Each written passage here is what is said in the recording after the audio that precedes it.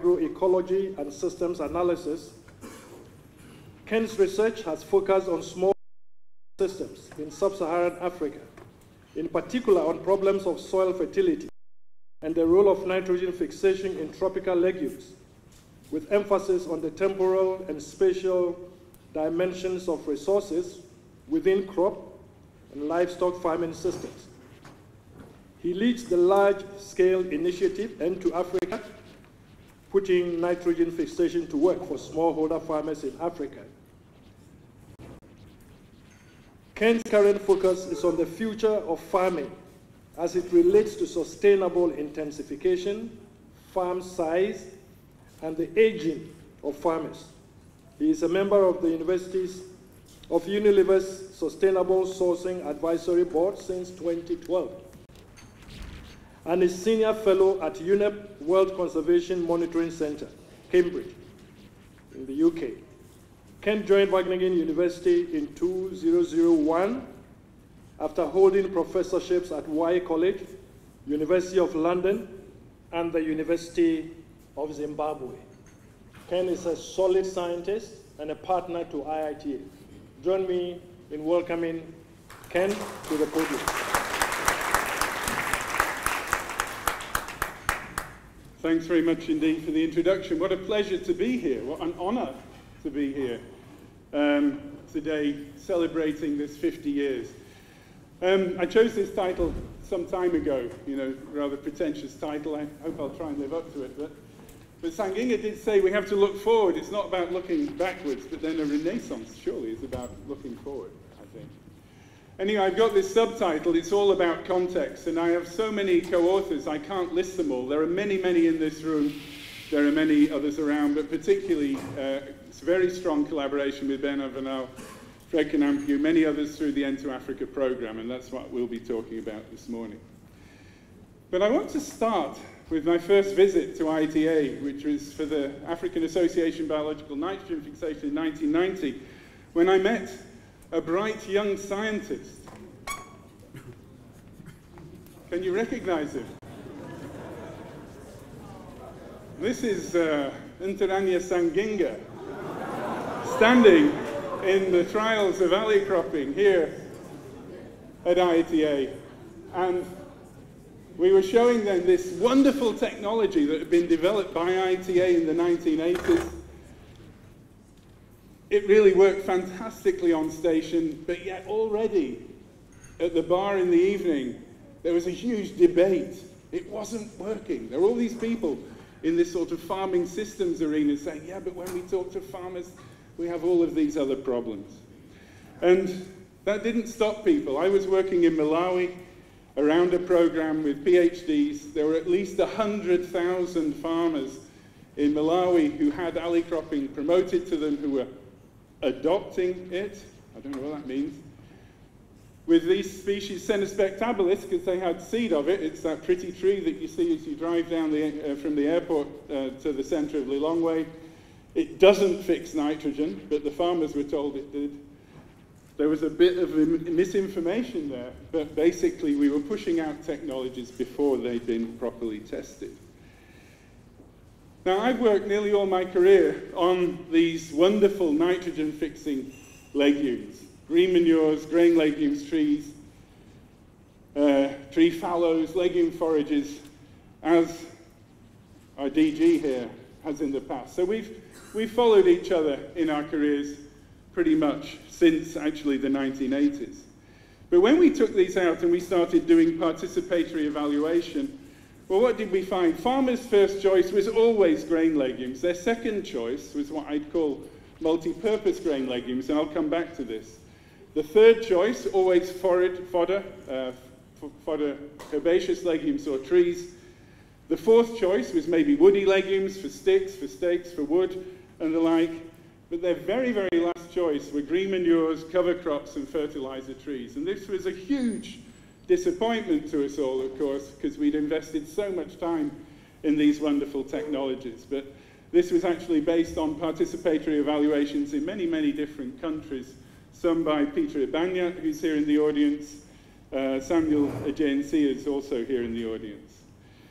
And what did we find, though? We found what we call this pseudo-adoption due to an artificial market for the seed of the green legume, green manures or the trees. We saw this in Benin, the green gold in Benin. We saw it of improved fallows in East and Southern Africa. And Pedro Sanchez won the World Food Prize for this. But as soon as they stopped the promotion, they vanished from the landscape. On this multi-purpose grain legumes, what do we mean? This was slides with Samuel Ajayensia. Samuel's standing here at the side, talking to farmers. And we've got this experiment here where maize, this isn't a legume, this is maize growing after legume, and we can zoom in. We had this variety called Legon prolific, and it was prolific. It made this fantastic biomass. And you can see that the growth of maize after it was wonderful. It was fixing much more nitrogen than any of the other varieties, but farmers didn't want it. And why not? Because the other varieties were white-seeded, they fetched a good price in the market. This was a brown seed, and it wasn't what the market wanted. Now, moving on from that, I just want to talk then about this idea of combining farming systems and agronomy and what we call a systems agronomy. It's about tailoring technologies into the context. We have this rather complex slide that I can't really go through in detail, but basically learning cycles, yeah? Where we have to think about where we're coming from in the past, understanding and describing a system. We do our experimental work, working out from economic side, experiments, developing models to try and explain what's happening. We look at scenarios for the future, trade-offs, synergies. We explore futures, and we use that then to design new systems, but we do that by co-learning together with farmers. So I would argue this isn't just the participation that we were doing in the 90s, which is where I think was being dictated by the farmers very much.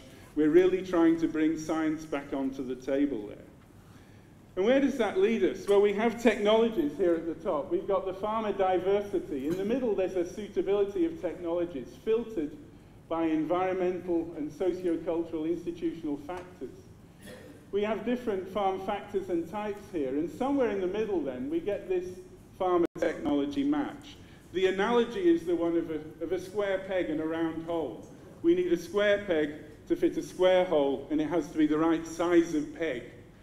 But the important point here is that these environmental conditioning factors, they also play a very, very strong role in conditioning farmer diversity and in conditioning the farm factors and types. But these are like the prerequisite conditions that we need for technologies to work. Yeah? Now there's a lot in that slide, but just think of square pegs and round holes. So we were invited by the Gates Foundation in 2008.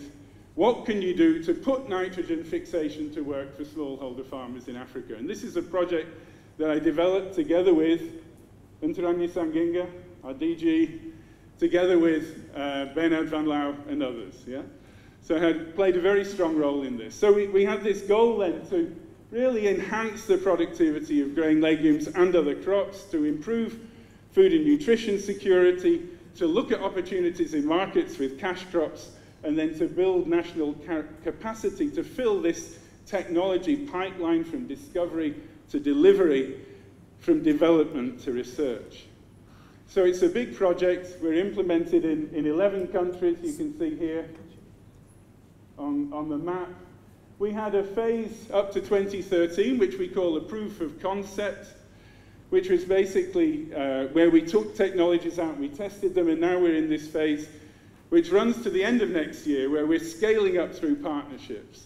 And I have to emphasize here that we've got here Wageningen, we've got IITA, ILRI, AGRA, but many, many, many, many national partners who are key to the success of our work. We only work on grain legumes. We don't work on forages, on green manures, on improved fallows. We don't work on alley cropping anymore, do we, Sanginga? We don't, no. And we work around this idea of genotype by environment by management, but of course in the legume case we've got to get the right genotype of legume, the right genotype of the rhizobium matched to the environment. But we're looking particularly at the role of management, because management generally accounts for about 80% of the yield gap that we see in the field. So our overall research question is what works where, why, when, and for whom, and we try and understand that right down from the level of the country, so different legumes in different parts of Africa, right down to the level of the field and the farm household at the bottom. So we call this a development to research project, because where we start is we push out the technology. That's our D&D, deliver and dissemination. We're pushing out the best technologies we have. We surround that with a monitoring and evaluation shell, and that provides the learning, because our learning is basically done by research on our monitoring and evaluation, and that allows us then to develop these feedback loops so that we're continually trying to improve the technologies that we're disseminating. So very much in action, an action learning project. Now I have lots of examples I could show you, but they only allowed me 20 minutes this morning, and I could talk all day about this. So I have only one example, and I'm going to take this example of climbing beans in Rwanda because it actually exhibits many of those different levels. So here we are, climbing beans in Rwanda, with no manure or with manure and phosphorus. And it is really incredible to be there in the field. Yeah? I am not a midget, I assure you. And when I stand there, I can't reach these beans because they're so high up in the sky. And we're talking here about farms which are tiny. So if you can intensify on small farms, the best way to do it is upwards. But here we've got a complicated graph. I want to lead you through it. So on the bottom axis, we've got the bean yield with mature only. You'll see here we have beans with no manure, but this is what scientists do, yeah? Farmers say, you're stupid, we're not having those plots in our field because beans need manure. Okay, first lesson. So here we've got the yield with manure only. Here's with the yield with manure and fertilizer. So the one-to-one line is there's no difference. Everything above the line, there's a response to the phosphorus, yeah? And what you see is a huge scatter, and this is what we find in the real world. Yeah? Our technologies don't work everywhere, and very, very often we're getting very, very poor yields. And when we get poor yields, we often get very, very poor responses as well. But what we see here is we've got a categorization of the farmers. So the very poor, they tend to be down here. They have poor yields without fertilizer. Fertilizer is nearly doubling the yield there. But nothing like the yields here for the rich, who are also getting the biggest actual increment in terms of yield. So big differences. So the other thing you see here is actually the rich is a pretty small group. Yeah? And when we say rich, we're talking about slightly better off, actually. Now, how do we explain that? Well, we can look at it. Is it due to gender? Well, here, divided on women or men in terms of who is managing and owning the plots, there's a lot of women down here at the bottom, you can see. But it's not a real explanator because there are quite a lot of women up here with very good yields as well. It comes back to soil fertility. If we highlight here the carbon and nitrogen, so that's the organic matter, and the phosphorus available, you'll see the very poor farmers have very poor soils. The wealthier farmers have much better soils. Both carbon, nitrogen, and also phosphorus are going up there. So what we're looking at here is the memory of the soil.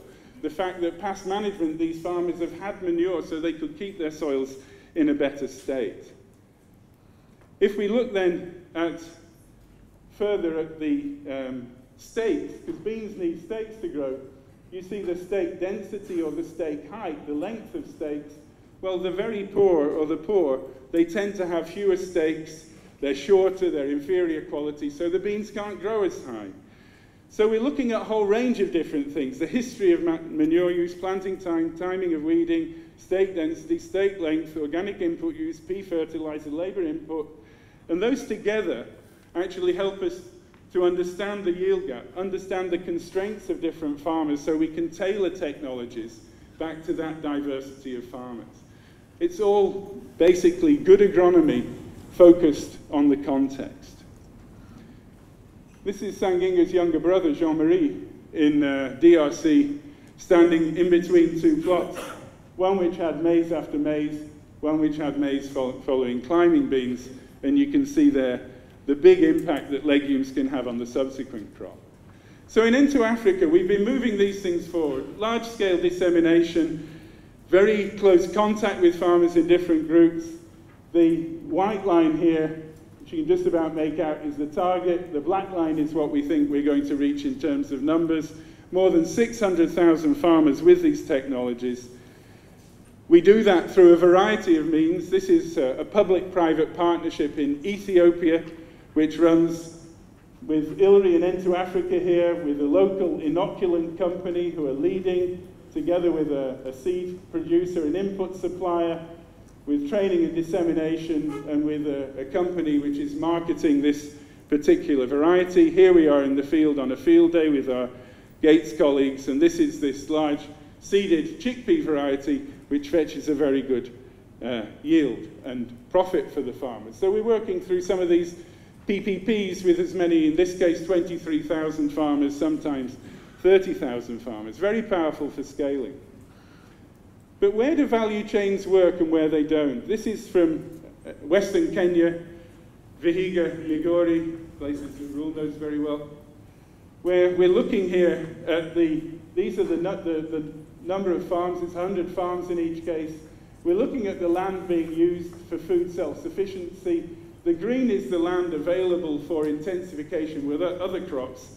The red is the land the family would need to make them food self-sufficient. So we call these farm land gaps. What it clearly shows is it's only in places like this, where there's more abundant land, that farmers really have the capacity to invest in cash crops for the market. So our technologies are reaching farmers, yes. Are they solving the problems of poverty? Well, not for everybody, because a lot of farmers don't have the capacity in terms of the land area to benefit. But we do have technologies that can work very well on very poor farms. This is work together with Into Africa, IITA, Lloyd Pipira in Malawi. So good varieties, they're varieties farmers want, they're rich in oil, but the agronomy is parlous, what farmers are normally doing. There are big gaps between rows, which actually lead to greater pest and disease incidence, in fact. But by just simply double row planting, we can almost double yields directly. So there are simple things we can do in agronomy with smallholder farmers, which the farmers are often very enthusiastic about. We've got these wonderful short duration varieties which were developed by IITA, which we've been helping to disseminate and promote in northern Ghana and northern Nigeria. These two ladies had set up their own local seed business based on this. Of course, they're great because they're short duration. They yield in the middle of the cropping season during the hunger period. It can allow you 2 crops within a season. They provide energy, protein, minerals, and the beta vitamins, so they help to enrich the diet. And then Into Africa was fortunate to win this prize from the World Bank Secure Nutrition for our work on scaling up. It's down here, Into Africa. And Teresa here, whose name I always have trouble pronouncing, but Teresa was there to actually collect this in Washington. So we're working as well using IT technologies, using farm radio. I like this slide very much because here we are as Into Africa. What we've been able to do over the years is we've been able to pull back into a role, our true role as knowledge provider, knowledge generator, instead of us trying to do everything in terms of dissemination as well. So here we are, together with Shujaz Comics, disseminating messages for youth through radio with farm radio. We have farmers receiving those messages, actually sending back then text messages so that we can do follow-up surveys. Edward Barrs has been very important in this. And also then working out what their demand is so that we can contact the agro dealers, do agro dealer training, make sure that what the agro dealers are stocking is what the farmers want. And these mobile phone services really are very pervasive now through different countries in Africa. And one of the things that we really learned from this, well, to put out these messages, it meant a lot of different projects coming together and trying to actually agree on, well, what was the message? And we actually found that we had different projects promoting things which didn't quite agree. So it was actually a very good convening space for us to work together with researchers, extension, disseminators and the like, and farmers to actually agree on what should have been the major dissemination messages. We've been addressing those institutional constraints of input availability through different approaches to seed production, and particularly for us with rhizobium inoculants. They're now registered for sale in all of the 11 into Africa countries, sometimes through imports. There's a big interest from Latin America now to sell inoculants in Africa, and that's a market that Into Africa has helped very much to generate. And of course, we've got here Nodumax, which I think people can be shown around tomorrow morning, as far as I understand, here on site here in Ibadan. So what have we learned? Well, some surprises. There's accumulating evidence that common bean, chickpea, groundnut, and cowpea all need inoculation. And Sanginga, when we started out, I didn't think this was true. I have to eat my hat on this. We've got good evidence now from people, including Comfort here who's in the audience, that these crops also need inoculation. The residual benefits of the legumes are much more than just nitrogen. Control of scrygger, control of pests and diseases play a big role there. We find that farmer preferences, and maybe not surprisingly, are driven largely by taste, cooking time, and the market opportunities. And we learned this in the participatory breeding work of Jackie Ashby and others in the 1980s, but we still, as agronomists and breeders, focus far too much on yield, I fear.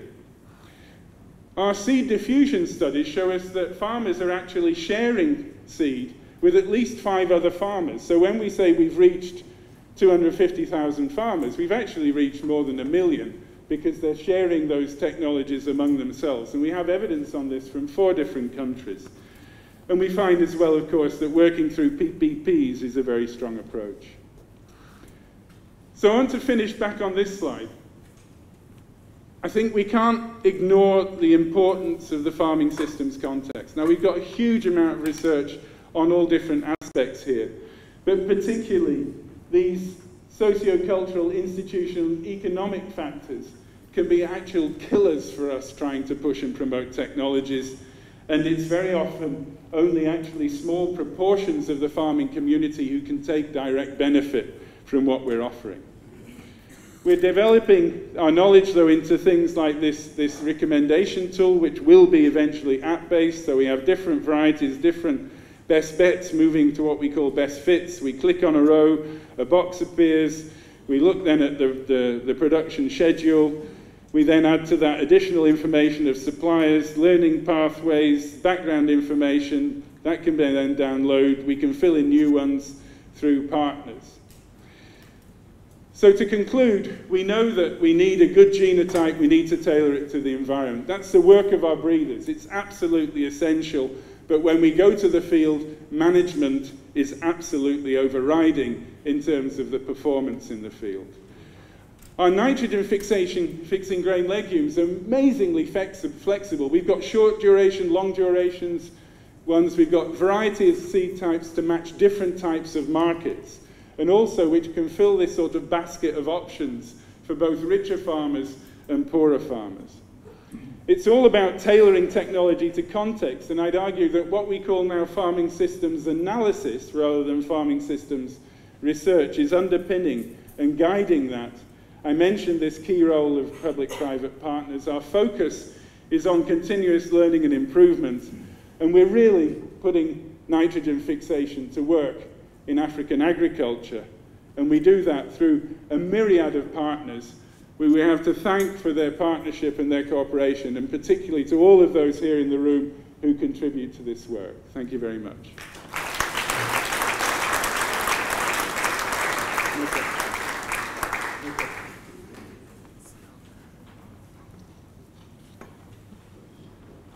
Thank you so very much, Ken. You have really set us off on the right footing. You made the point we can't ignore the importance of the farming system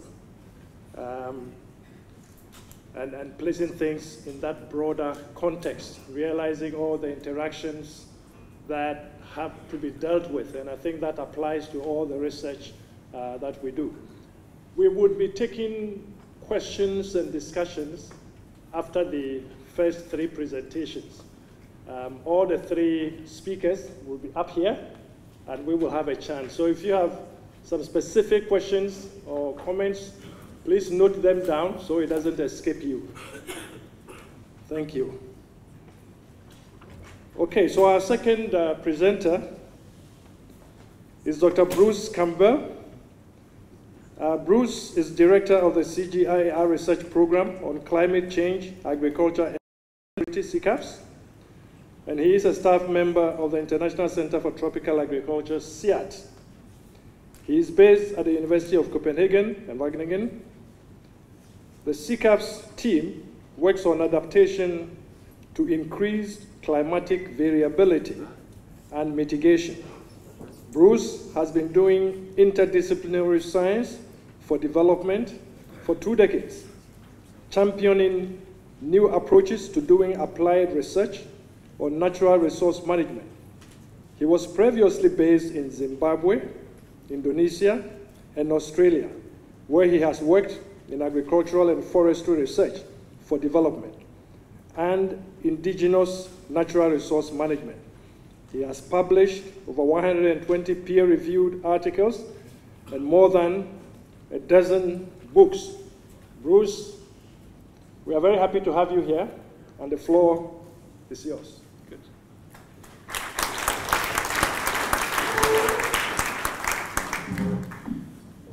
So I was told this was going to be a conference about vehicles. Am I in the wrong place? Why haven't I got cassava on the front page? I'll come back to that. So I think the main points I want to make is this immense urgency to change our food system. As Ken, context is everything. Technical options are emerging, but we have to go way beyond technology if we're going to really transform. I think we have to transform ourselves, research, and I think African agriculture can show a different pathway to development. So what's up with the food system? There's almost 1 billion people hungry, and there's 2 billion overeating. And can Africa chart a different course so that we don't end up in the same place with health-related problems? SDG goal number 2 is to end hunger by 2030. This is the current trend. If we're really going to achieve it, we have to immensely scale up our activity around food security. So the first challenge I see is the whole food security challenge. The second challenge is the climate change challenge. This is beans 2050, with the red up to 80% decrease in terms of the change in the suitability for beans.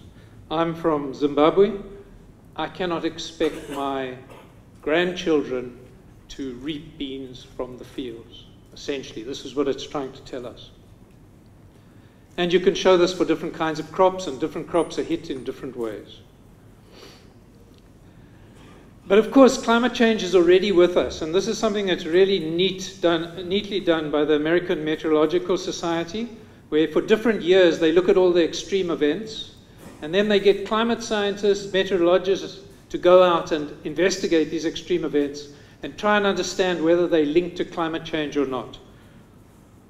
So this is, have these extreme events got a connection to climate change in terms of the likelihood of them or the strength of the extreme events? And this is the 2014 picture. So climate change is already hitting us, and we're not near 2 degrees warming, which is the aim. Already things are changing, and yet we have to go to 2 degrees because we're not going to go to anything less.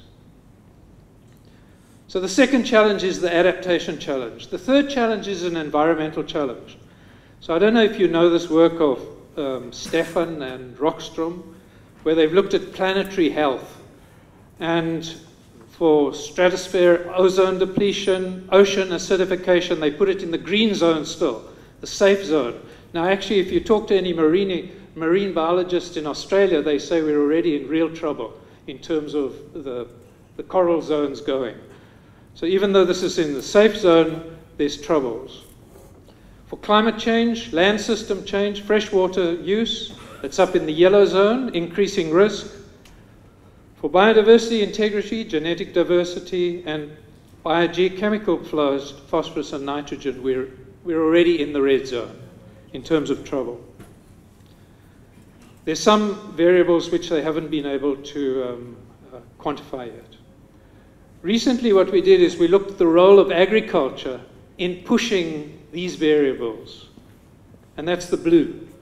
So essentially agriculture is the dominant force in really creating problems for the global community. If we want to reach 2 degrees, this is a 2 degrees picture, we've got 18 years and 3 months left before we are sure to hit 2 degrees. And actually it's not 3 months anymore. This is taken from a while ago. This is a clock you can see on the web. Or if we want to achieve 1.5 degrees, which was what the hope was from the Paris Agreement, we have 9 months left to solve the problem. So achieving 1.5 degrees is impossible under what we're seeing at the moment. Are we going to achieve 2 degrees? We're heading for way above 2 degrees. And as I've said, 2 degrees is already, or what we've already seen is problematic in terms of weather changing. And agriculture is firmly also part of the problem. So up to 30% of global greenhouse gas emissions are coming from agriculture, either directly or through land cover change. And this is the picture for different parts of the world. So many people always say it's the developed country agriculture which is the problem. Well, actually, the issues are in the south. Africa is still small relative to Latin America and Asia. But where do we want the growth of agriculture to be? We want it to be in Africa. And therefore, greenhouse gas emissions are essentially going to explode unless we can put Africa on a different development course. A group of my colleagues have looked at the global situation, and we have to reduce 1 gigaton per year by 2030 if we're going to achieve this 2-degree target. They estimate with current technologies we can only go there 20 to 40%. So I think we have a mega challenge ahead in terms of the food security challenge if we want to reach the SDG goals, in terms of the adaptation challenge, and in terms of the mitigation challenge. So there's a tremendous urgency to transform our food system.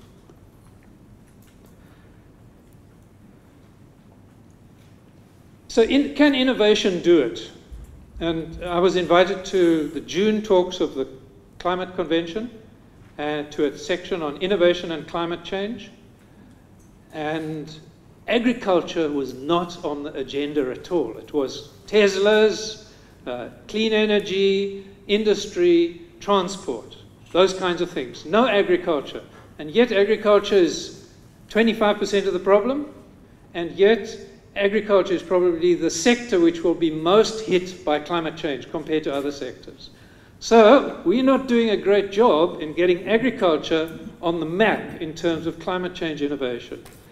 Only 2.5% of the public climate finance is going to agriculture. It should be, you know, if we put it, equate it with the problems and the issues, it should be somewhere like 50% perhaps. So are there innovations? And I'm just going to pick on one. So, you know, this is fantastic. Solar irrigation. This is happening in India, where clean energy is driving irrigation. The farmers are having more crops per year than they used to have. They're diversifying incomes. They're selling the income back to the national grid, and they're creating jobs in rural areas. Africa, only 6% of total cultivated area is irrigated, and some estimate it's almost a 200% increase that is feasible. So is this not really something that we should be putting our minds behind in terms of also linking into the climate agenda and the energy agenda? And the energy agenda is getting much more attention than agriculture. So can Africa leapfrog? Does it not, instead of going through the old ways of doing irrigation, can we really get into a totally new way of doing business? So there's many exciting technologies around there. I think agriculture can be a Tesla, And we can showcase it, but we need to do a better job of it. Oops. Oh, how do I get back? Yeah. So here's the problem with the technical solutions. Locking carbon in soils, how farmland could mitigate. Facing climate change and 9 billion mouths to feed by 2050. Conservation agriculture is key to the future of food security. And you get these messages again and again. And unfortunately, just as Ken says, everything is so context-specific in agriculture. And that's perhaps why the energy people have got an easier job of selling their technologies. So we have climate-smart potatoes, drought-adapted maize, alternate wetting and drying, blah, blah, blah, blah, etc., etc. Alternate wetting and drying, it's fantastic technology. It can reduce greenhouse gases by 50%. But in some places where you do it, it increases greenhouse gas emissions. So context is really important. So it would be lovely to say things are not climate smart or climate smart. It would be lovely for policymakers, but context is everything. Many practices, programs can be climate smart somewhere, but none are likely to be climate smart everywhere.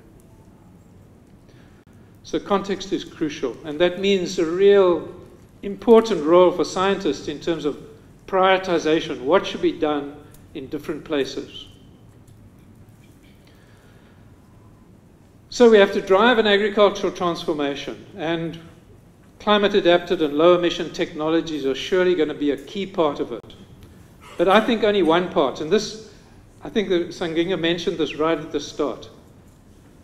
Enabling policy and getting business working is really important. And Ken has just mentioned the importance of public-private partnerships.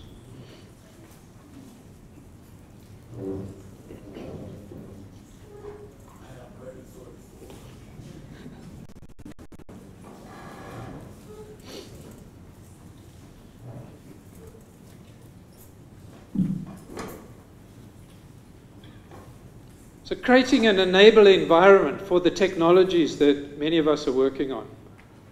I'm from Zimbabwe. I've been living in Denmark for the last 9 years, leading the climate change program, and one sees the interaction of the university with the private sector and the interaction of the university with the government in terms of issues related to agriculture.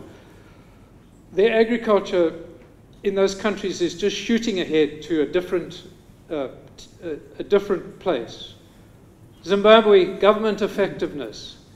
I would say that we're kind of wasting our time doing technology development unless there's an enabling environment.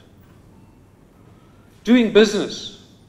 If public-private partnerships are so easy, should we not be examining where we work and working in places where things can take off?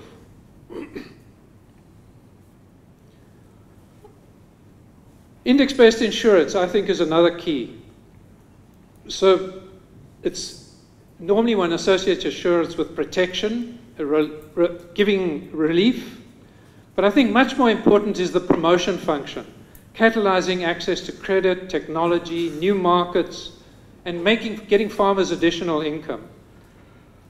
There's something already, it's quite amazing, I found, I think 650,000 farmers in Africa are insured already. But essentially, if we want to drive a revolution in African agriculture, this has to reach 10 million within a few years and 100 million within a decade. And Kenya has actually showed a way that it is possible to leapfrog into a different reality. They were the leaders in mobile banking, and they're the leaders in farmers being able to buy insurance on a cell phone in remote rural areas. So I think Africa can really chart a different course. Climate advisory services and early warning are crucial, given the weather problems, and those would come before seasons, during seasons, and towards the end of the seasons to help farmers make choices. Of course, it needs good Met services to be able to give reasonably good forecasts. An example from Burkina Faso, half of farmers changed their practices as a result of receiving forecasts compared to the farmers who were not receiving forecasts. There was 6 times more improved seed use and 55% more higher margins. In work that we've done, we reached 7 million farmers in Senegal. And my other piece of this talk is that research has to change in order to do these sorts of things. It involves climate scientists, soil scientists, agricultural scientists, fostering relationships between the Ministry of Agriculture and the meteorological agencies, which often don't talk so well together, working with extensionists and rural radio associations. Nearly done. I would also say it's almost a waste of time doing our work unless we have really strong farmer organizations and networks. And that there's extension, two-way extension, so that farmers can also ask questions, not get generalized messages top down. And Ken has already mentioned this.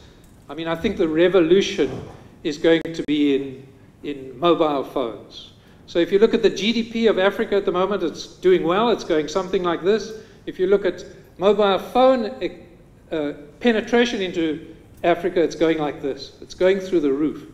Within a decade, I would predict every farmer has access to a smartphone.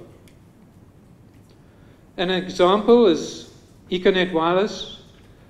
It offers network connections on its phone, banking services. It's now put something together called eco-farming. This is in Zimbabwe. Can be accessed using a basic mobile at the moment.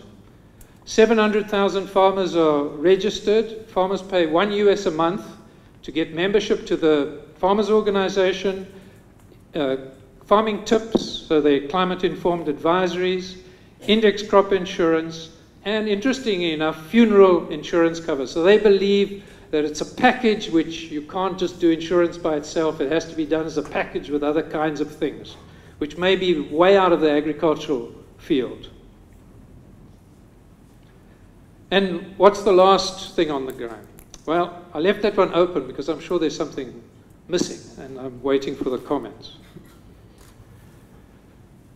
So then just the last point is about research. And we've been analyzing our own work, and we really ascribe to what we call the 3/3 principle, where engagement at the start requires almost a third of your investment in terms of understanding what is needed. The research, the traditional research, a third of your time, and the outreach, communication, capacity building, a third of your time. So, just to finish off, tremendous urgency to change our food systems. Although we can see great success stories, the pace of innovation is much too slow. Context is crucial. Be skeptical of any particular technologies or initiatives that are being pushed as the solution to the world. And prioritization is a key role in terms of also the stuff Ken was talking about, context, making things fit to different countries, different farms. Technical options are emerging. We need to do a much better job of getting up with industry and the energy sector in terms of climate finance, driving agricultural innovation. We have to go way beyond technology if we want to transform finance, services, and policies. Research for development, I think, needs to up its game. And I think that the final one is that I really believe that Africa can chart a different course to traditional agricultural development so that we don't get the environmental problems faced by some kinds of agriculture, and we do things in a very different way. Thanks very much.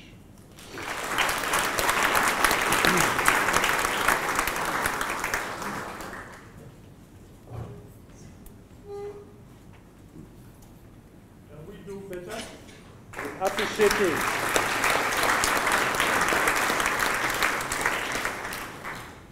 I think Bruce has given us some real solid fundamental truth. Some of it the inconvenient truth about agriculture, the future of agriculture in relation to the reality of climate change. He spent all his professional life in that category. And I really, not just do I want to congratulate him for that persistence, but I want to congratulate him for another thing. As you know, he said he's from Zimbabwe. And not only climate change, but there is also political change. And I want to congratulate Bruce for the massive political change in Zimbabwe. that we are all hoping will open the door for us. But ladies and gentlemen, it is a great pleasure. We saw His Excellency Chief Olusegun Obasanjo walk in, and as we said from the very beginning, His Excellency is not just the former president of Nigeria, but he is also currently the chair of the Nigeria Zero Hunger Forum.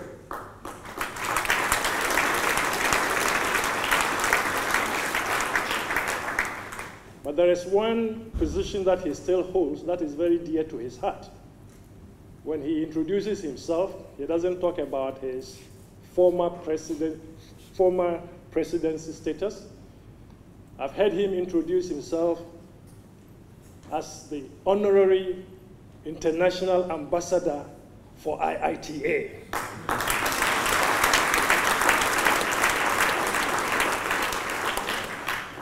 He came with a delegation that I will introduce later on, but at this point in time, I want to hand over the chairmanship to His Excellency.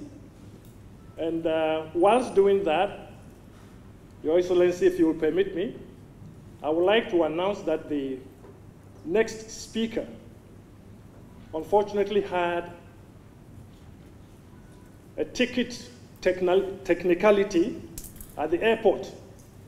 But he has struggled so hard, and he is going to join us by video. So I will hand over the chairmanship to the chair so that he will announce who the next speaker is. And at the appropriate time, we will introduce the other dignitaries that came with him. Your Excellency.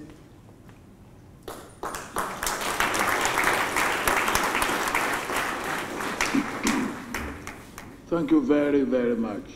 Well, I, of course, have to apologize to you for not being here with you at the beginning. There are two issues that I've had to deal with earlier on today. Today is International Day for Diabetes, and I have been diagnosed diabetic for more than 30 years, but I'm still going strong. So I had to join other diabetic patients this morning in my provincial town of Abeokuta to do a 5-mile walk, diabetic march. And after that, I had to answer the invitation of University of Ibadan Women's Society for Agro Impact program for empowerment initiative. I'm sorry for not being here with you. Well, of course, this is a continuation of our 50 years of what IITA has been able to do and continues to do to fulfill the mandate of the founding fathers. And I am proud of being associated with IITA in the past and now, and I hope in the future.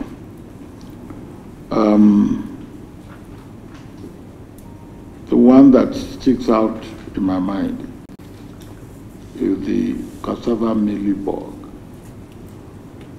I wanted to go into cassava, and my first attempt, and my cassava was about 3 months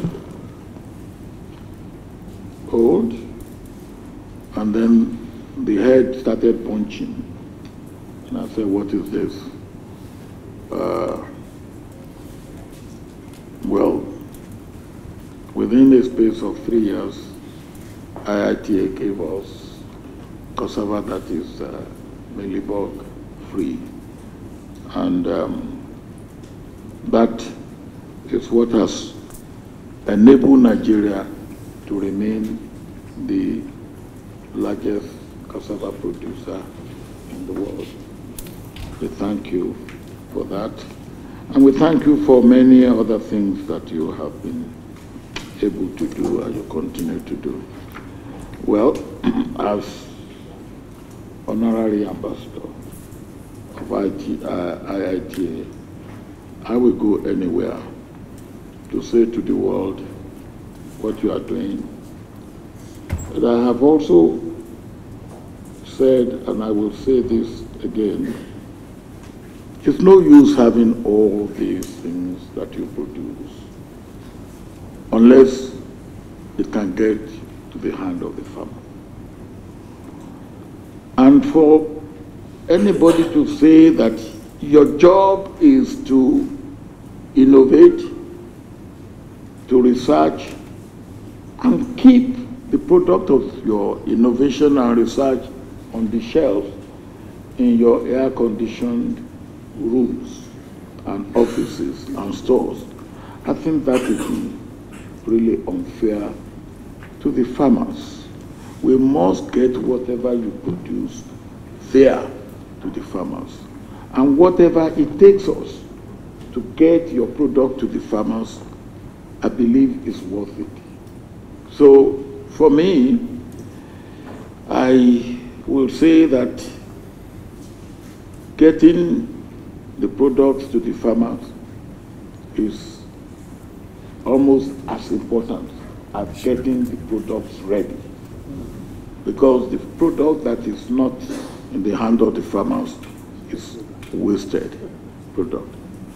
I will stop there and now yield the floor to Dr. Usman Badiani, who is the next man who had a ticket problem. Yes. Well, I have been a victim of that in the past. So, is he ready for us? Yes, sir.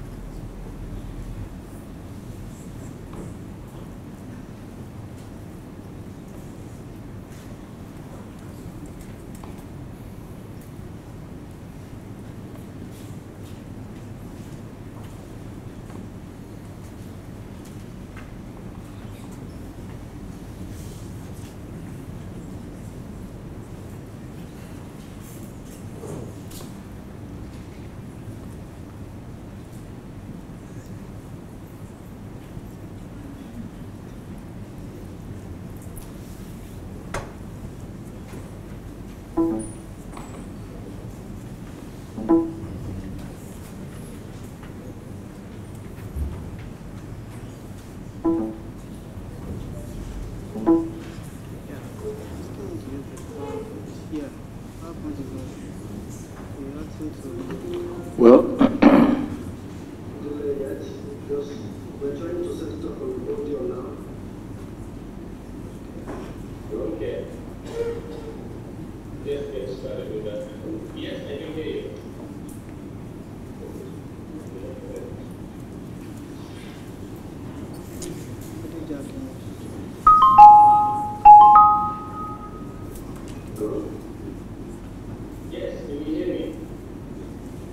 hear you, sir. I can hear you, sir. I can hear you, sir. I can hear you, sir. Okay.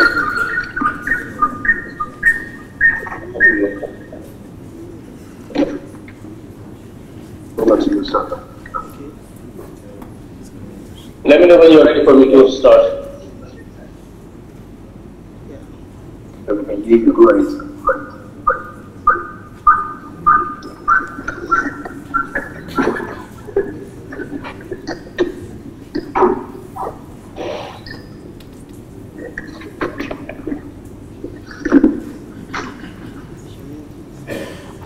Dr. Usman?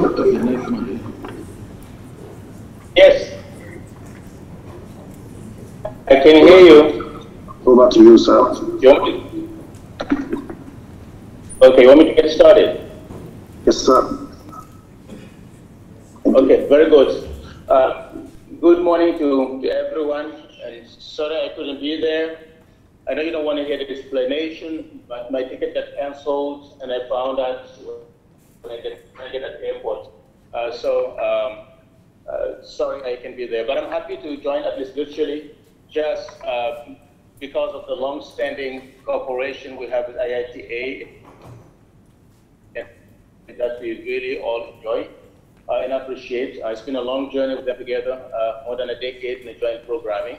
So I'm sad I couldn't be there, but I'm happy to join virtually. I hope it's going to work technically.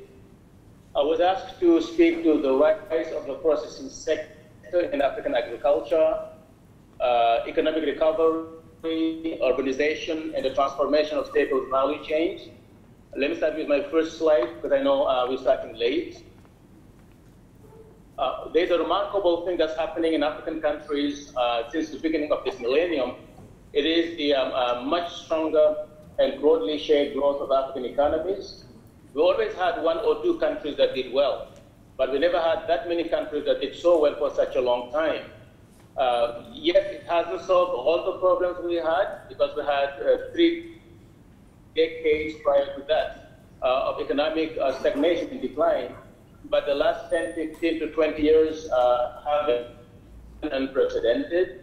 And if we continue on that trend, by 2030, in less than 15 years, most African countries will be middle-income countries.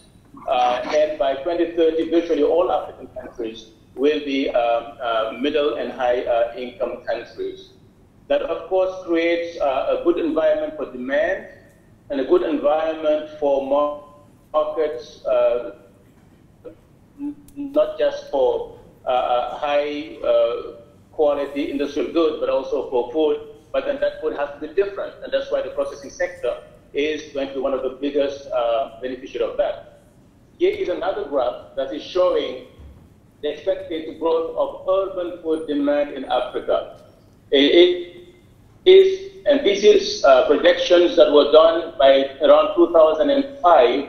Now, if you look at what has happened since then, things have accelerated in Africa, but by what we understood in 2005, we expected urban food demand to grow to $150 billion, dwarfing the traditional high value and traditional crops, commodities, that will be together close to $20 billion. Urban food alone will be a multiple of that, $150 billion. Now, what our work then also showed is that if we manage to get smallholder farmers to connect to the urban demand, they will capture at least 20% of that market. Of course, the rest will go to processors, to distributors, and all that thing. But it's meant to capture $30 billion, which is the size, twice the size of the average African economy. So that's quite a lot of money that smallholders can make out of urban demand. The processing sector is going to be what it takes to catch up with the demand. What evidence shows from friends who are doing research in East Africa is that processed and semi-processed low value and processed high value food will account for about 40% of demand by 2040, and more than a third in the case of perishable. You look at the red numbers, the processed segments for perishable as well as non-perishable are growing much faster between 50% to 100% faster than demand for unprocessed food.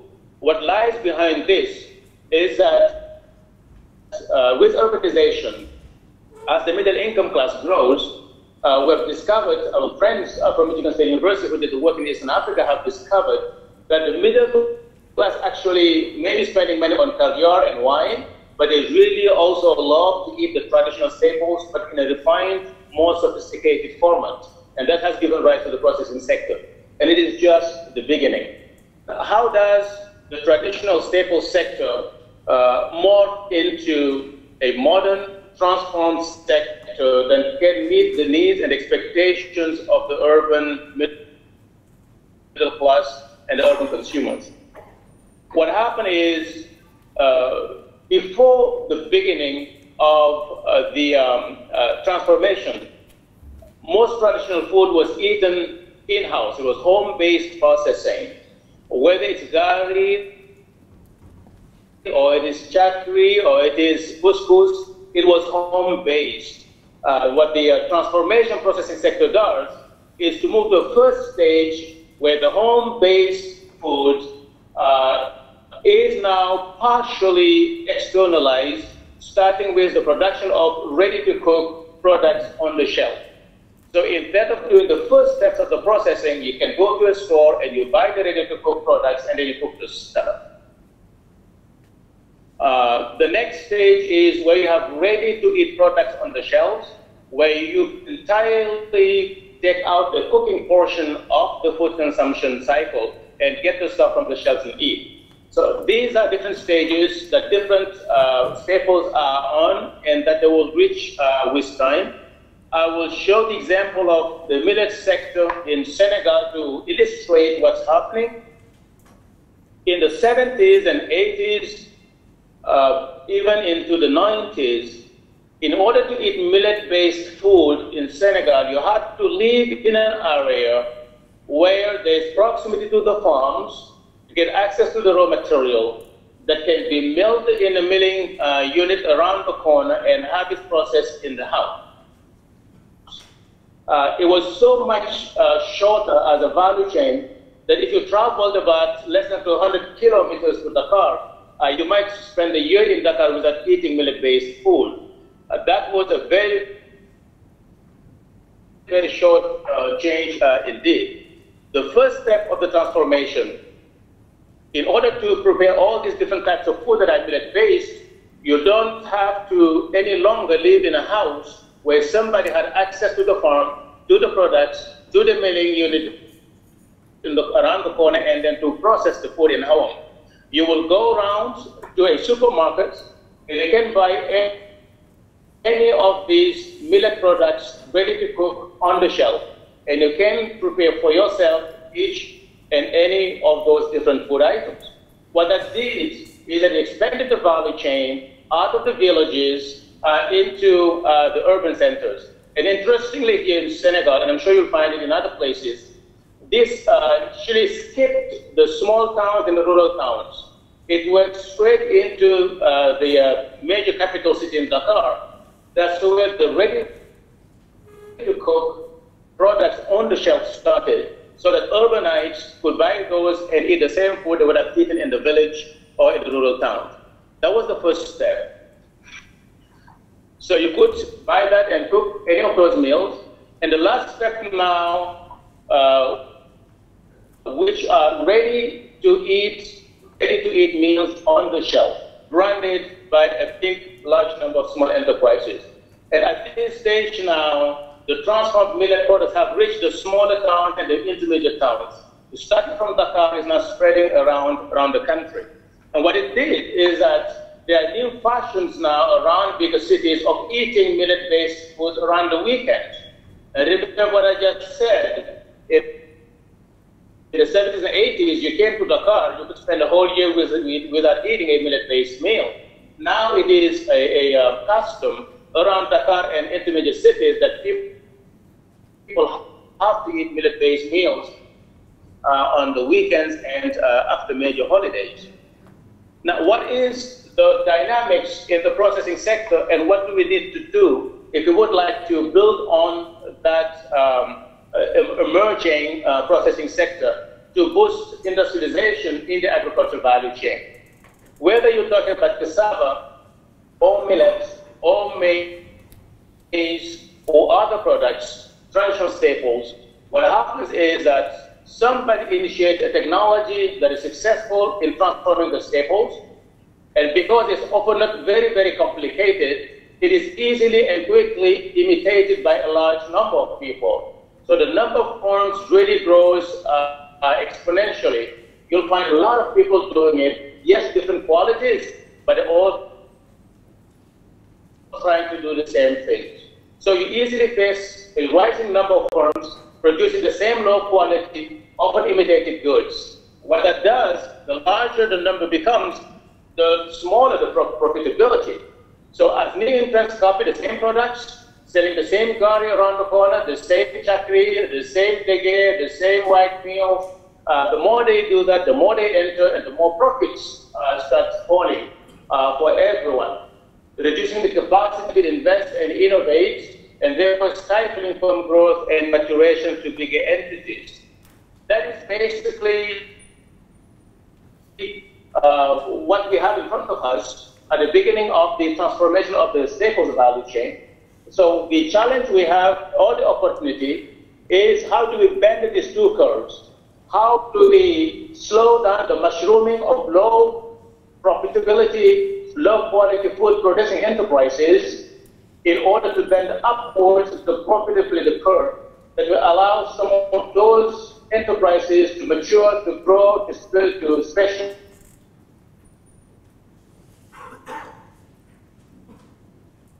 It's telling me that I lost my audio or it's restored. So let me repeat that again. So the challenge we have conceptually, or the opportunity, is how can we help restore profitability to allow firms that are more competitive to grow and reduce the number of the small, low quality, low productivity firms and create space for bigger, more innovative, more competitive firms. That are the firms that we will need to compete and win in the urban markets. Yes, urban markets in our countries, but in a globalized world, they are part of the world market. So we need to have enterprises that are profitable enough, that are strong enough, they can specialize, they can grow and compete and defend our share of the market. So how do you get that in terms of strategy to industrialize based on staples? There are three priority areas. How do you promote process and product innovation so that we continue to produce more products, better products, varied products that meet the diverse and sophisticated needs of a growing urban market. And it's no longer the big towns, it's also now the middle towns and the rural towns. The second priority area is how to keep the market growing, operating efficiently so that it can be entered and smallholders can access to that demand as it grows. Finally, how do you get access to and cost of services and infrastructure so that the enterprise sector can grow at low cost and be able to compete? I will go through each one of them very quickly to say what we need. And the first is, how do you enhance process and product innovation in order to allow these enterprise sectors to grow? And here I'm talking about vocational training and technology acquisition. It is all about skills development and skills upgrade. If you look at what's happening, you're dealing with many micro enterprises, 1-person firm, 3, 4, 5, less than 10-person firms. They don't have the money, nor the time, nor the access, let alone the connections to get access to the best technology, to learn, to acquire skills, to improve on product design and product manufacturing, to invent new products. That cannot happen unless there is a structure that allows access to skills upgrading and skills development. What we notice across Africa is the absence of really worth of noting, the absence of professional training opportunities you may have a project here and a project there, but if you look at the value chain, just operating and maintaining a machine, and I'm not just talking about in enterprises that are processing. When we talk about mechanization on farm, operating a tractor is not like operating a car. But if you want to be a tractor operator, where do you go for training? Now, take that onto the floor of a processing company. So how do you maintain product quality? How do you innovate in terms of products and the processes? How do you get the most efficient way of producing the best foods?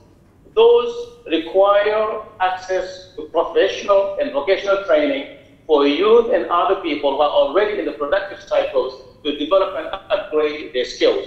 That's how we get good machine operation and maintenance. That's how we enhance processing technology skills.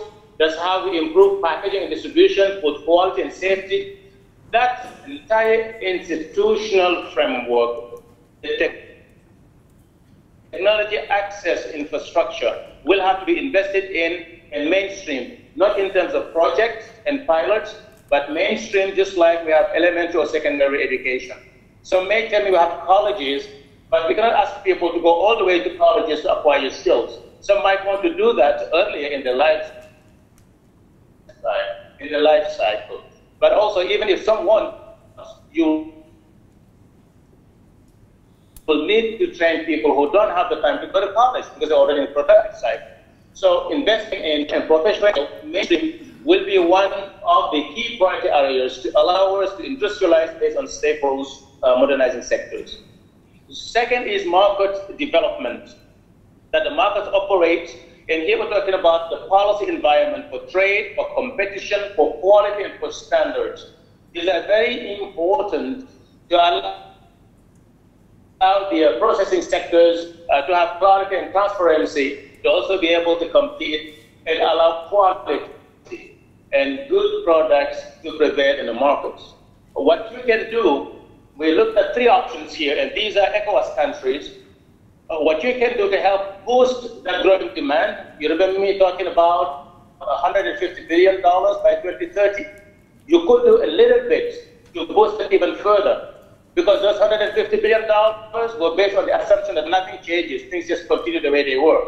But if you were to do 3 things, which are modest, reducing trading costs in general by 10%, or increasing crop yields by 10%, or removing all cross-border trade barriers. In the case of ECOWAS, which ECOWAS has policies in place to control and remove internally. If you were to do that, you look at ECOWAS, SADC, and COMESA, and you look at the bars that tells you for different categories of crops by how much percent you stand to increase the demand, export, and import for that what are specific agricultural products. So little tiny policy improvements can have huge returns in terms of improving demand, growing the urban market for the smallholder farmers, and the emerging processing sector. The last one is cost of services and infrastructure, and I'm getting close to the last of my slides. Here, power, telecom, transport, extremely important in order to make sure that the processing sector can compete at lower cost and be able to defend its share of the urban markets. Now, if you look at this graph, which is a little bit clumsy, but it has a very clear message. You look at in terms of roads, and you look at in terms of energy consumption. You look at the line depicting Africa, it's all the way at the bottom, very, very, very low, underlined in the 2 graphs to your right. You look at telecom, and you look at Sub-Saharan Africa, it's way up there competing with the rest of the world. What that says is that we may have gaps when it comes to road infrastructure, we may have gaps when it comes to energy, power infrastructure, but we are in a better position to compete when it comes to telecom infrastructure. Therefore, in order to compensate for some of the gaps we have in road transport and power, we might want to leverage and deploy ICT in a smart way to cover some of those gaps. What ICT does for you, it could allow you to lower the cost of overcoming physical and institutional obstacles. You bridge the distance to millions of dispersed farmers, which you could not do because of the infrastructure gap, and it allows you to extend the reach of your limited technical staff, which you could not do because limited access to roads and transport infrastructure and to vehicles. But also,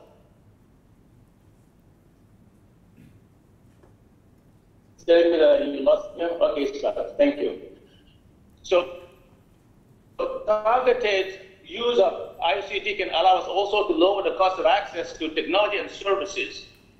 And you can be part of the global knowledge network if you are connected and have the infrastructure that allows your IT system to plug into the global knowledge marketplace. Allows self-learning and self-training and peer-to-peer learning from the farm all the way to the top of the value chain. Most and more importantly, ICT can allow you to link smallholders to other value chain operators, traders, exporters, processors, financial service providers, and technology services providers. I know several of you may be thinking already, we have this, we're seeing it on the ground, which is indeed correct, but here is a little bit of what needs to happen to build on what's happening on the ground. And that's my last, one before the last slide. We see that in most parts, current ICT tools that are out there in the market are targeting an isolated business problem. Access to, let's say, input in the tea sector, or quality of fertilizer in the maize sector, or quality of seeds in the cotton sector, or access to insurance in that part of the country. It is always for a separate segment of a given value chain and often in specific geographies. They don't provide solutions because they may not be replicable, they may not be taken to scale. I think the next frontier, now that I've piloted and shown that ICT works, the next frontier is the development of integrated solutions that digitize all major interfaces between value chain actors. That is what Microsoft Windows did for most of the professional world. You find messaging, presentation, text processing, table charting. You find all those worksheets in one integrated package. We're not saying we need a Microsoft, but that is the picture of an integrated solution that needs to be the next frontier on the ICT, which will allow us to overcome the institutional, physical, and other obstacles we have that are all linked to weaknesses in the infrastructure sector, road transportation, and power. But to sum up now, let me just talk about the last message here. We are undergoing an unprecedented cycle of economic growth and recovery.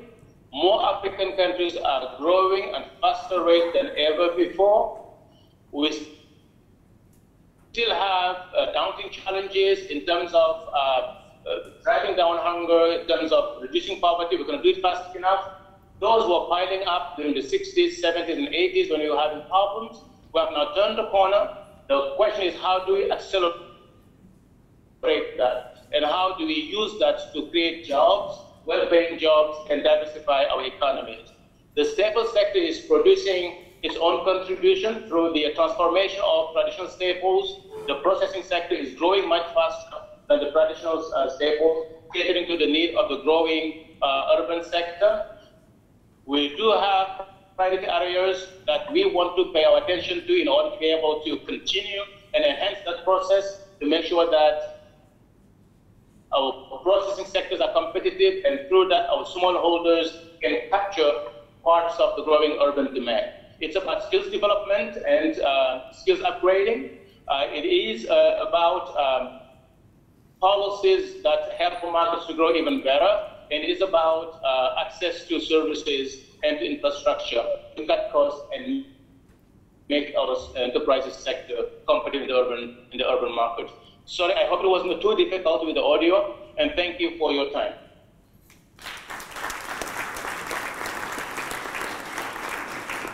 Usman, thank you very much. I hope you heard us. Gone? I hope you heard us applauding here.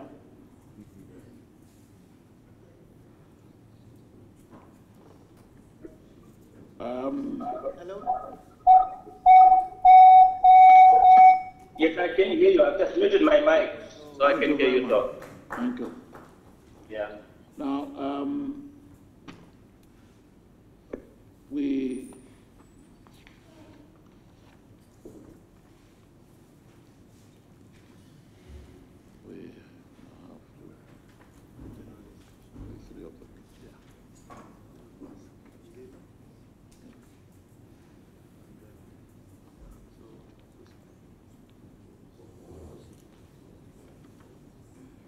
may I call the three, of course, Usman will be, I hope will still be here listening to us. The two that are physically here, Professor Kengila, will you take your seat on the, and of course, Bruce.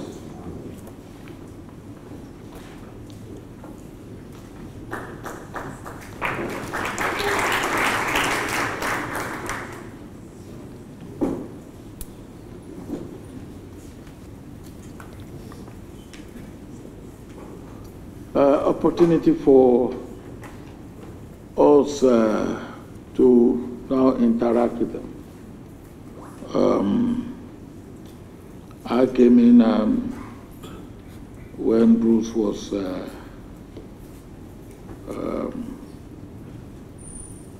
making his presentation, and for the short time that I listened, I was absorbed in it. If I may ask you, Bruce, we had the treaty that gave everybody hope. And now Trump says he's getting out of that treaty. Where is our hope?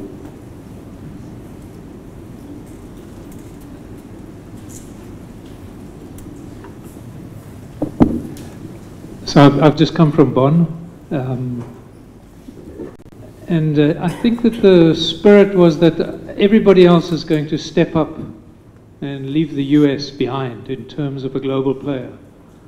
So we saw amazing things coming from China, India, in terms of really taking leadership in the climate field. And the other key thing for agriculture was there's been agricultural discussions for a long time and they've got nowhere. And at this meeting in Bonn, the agricultural negotiators finally agreed to come together and create a work program around agriculture. So that's taken since 2011 when the COP was in South Africa. And now at Bonn there was a major step forward for agriculture. So, I think the US will come back again eventually. But in the meanwhile, others are stepping up and there was a very positive spirit in Bonn. Well, thank you very much. The floor is open for...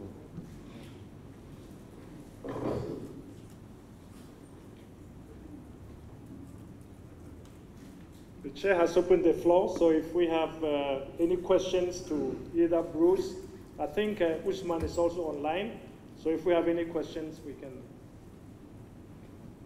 Yes, madam. You can be specific or ask a general question or make a general remark. called Josephine Okot. My question is to Bruce. It's encouraging to see the adoption of indexed insurance in Kenya.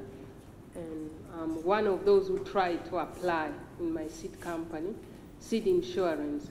But the challenge I see is it's difficult for the adoption to grow unless the commercial banks, microfinance, were willing to also incorporate it in their product portfolio. So how do you recommend that we have this policy push to get either seed or crop insurance as part of the agricultural products that, of the financial products that are offered both to agribusiness and to the smallholder farmer?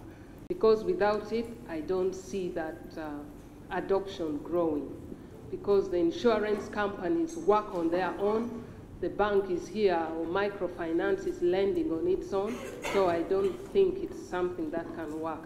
The second question is to Dr. Usman. Thank you for your presentation. Infrastructure to promote agro-processing. There's something you mentioned, power, telecom, and transport. Yes, when I look at the low level of rural electrification in my country, it's only 4%. I can't even imagine how agro-processing can pick up. So I thought that is something that if it's not addressed, I don't think we'll progress far. But something you didn't mention amongst infrastructure is storage and primary processing. No matter how organized the farmers are, if they cannot process whatever they harvest, if it's a grain, then I think it loses market value. The quality is not uniform, and there isn't much that can be done. So those are my two questions. Thank you.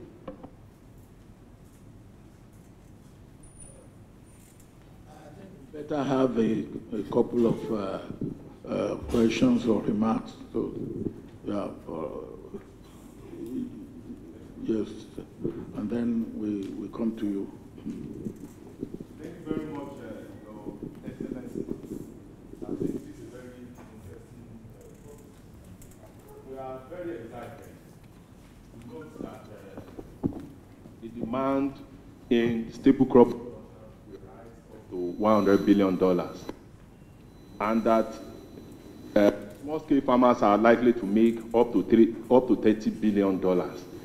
So I want to agree when Dr. Adesina, the current president of the Government Bank, said, if you want to be a billionaire, the sector you actually need to belong to is agricultural. This mouth-watering expectation. Now the point is using research, using extension, using market, make this a reality. That the Nigerian farmers or African farmers will be able to realize this, so that it will no longer be a mirage.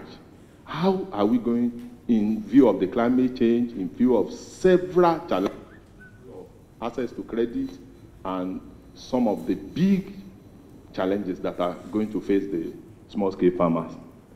And closely followed to this is the... I think you better make it one, and then yes, can you give him? Yeah, give him the microphone. And I think there was somebody putting up his hand there. Okay, thank you very much. Yeah. This particular question is for the last speaker, Dr. Hussein. I was happy, and there seems to be some restoration of hope. When it's submitted, we should not live with our frustration that we have in the area of rural infrastructure. I'm talking about bad roads that we may be experiencing, and possibly the other things that are not work energy. But he has suggested that we should large on what is working, which is the advances we have made in ICT. But I also want to caution that that small farmer who may likely own a small handset, which you can reach on a daily basis, still needs to charge the battery. So the importance of rural renewable energy is still very key. So I would like, as he's making suggestion along using ICT to even further develop agriculture, we need to emphasize the need to invest in rural renewable energy. Thank you. Yes, you raise your hand up. Thank you so much, Your Excellency.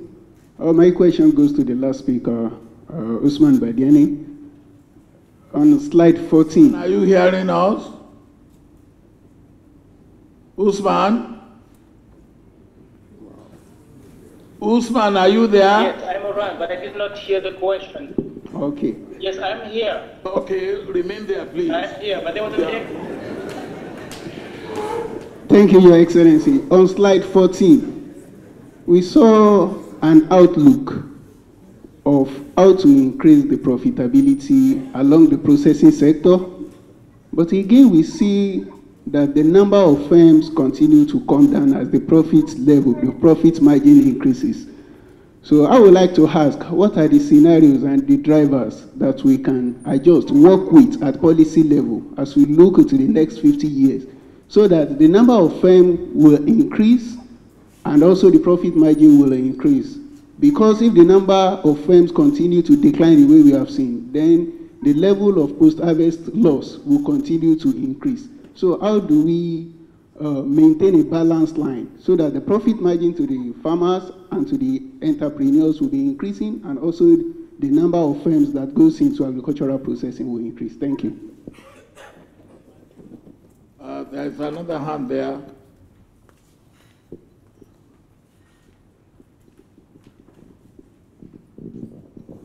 Thank you, Mr. Chairman. I think mine is a general question, not specific to any of the speakers. We generally cry that there is hunger, of course, and there is hunger because we can see it in the news, in places, close to our houses.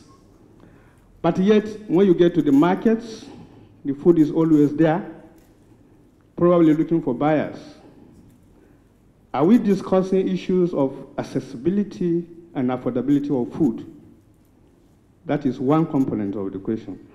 Secondly, if we are, do we have a data to show us that if we increase affordability and accessibility, we can also reduce the number of hungry people? Thank you.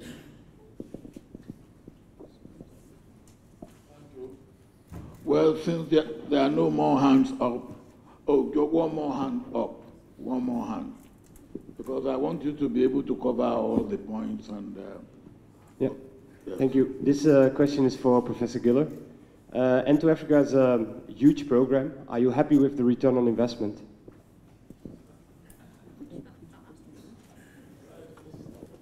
You have listened to all the questions and comments. Who will want to go first?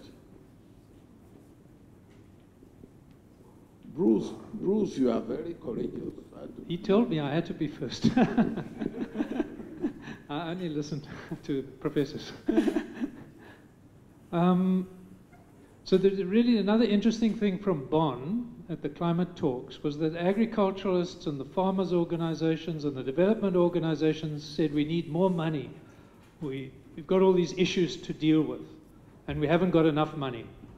And then there's other groups, the finances and the investment community, talking about climate finance and what to do, and investors interested in putting money somewhere. And they say they haven't got enough projects. So there's this opposite group. One got a lot of money, no projects. The other one's got a lot of projects, no money. And so that does mean that I think we as a community need to know how to work with the investment community. And I'm thinking that some of the breakthroughs in research are going to be around finance, investment, how to do it for smallholder farmers. On the insurance one, I mean, I think there's a lot of challenges in insurance, but the fact that there's already 650,000 farmers being insured in Africa is pretty promising, I think.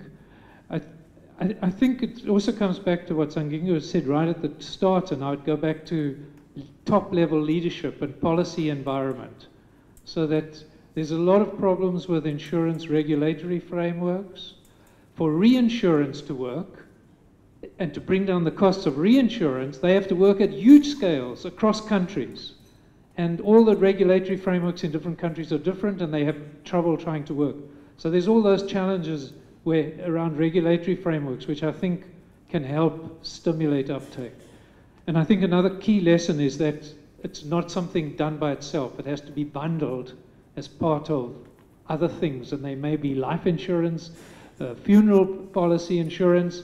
So it means that agriculturalists need to work across different kinds of things. I think that may be all. Thanks. Maybe if I could try and address the question about accessibility. I think we must recognize that for many smallholders living in remote rural areas, producing their own food is part of their accessibility. I think when we're discussing accessibility, we have to recognize as well that a lot of that's to do with accessibility for the urban poor as well.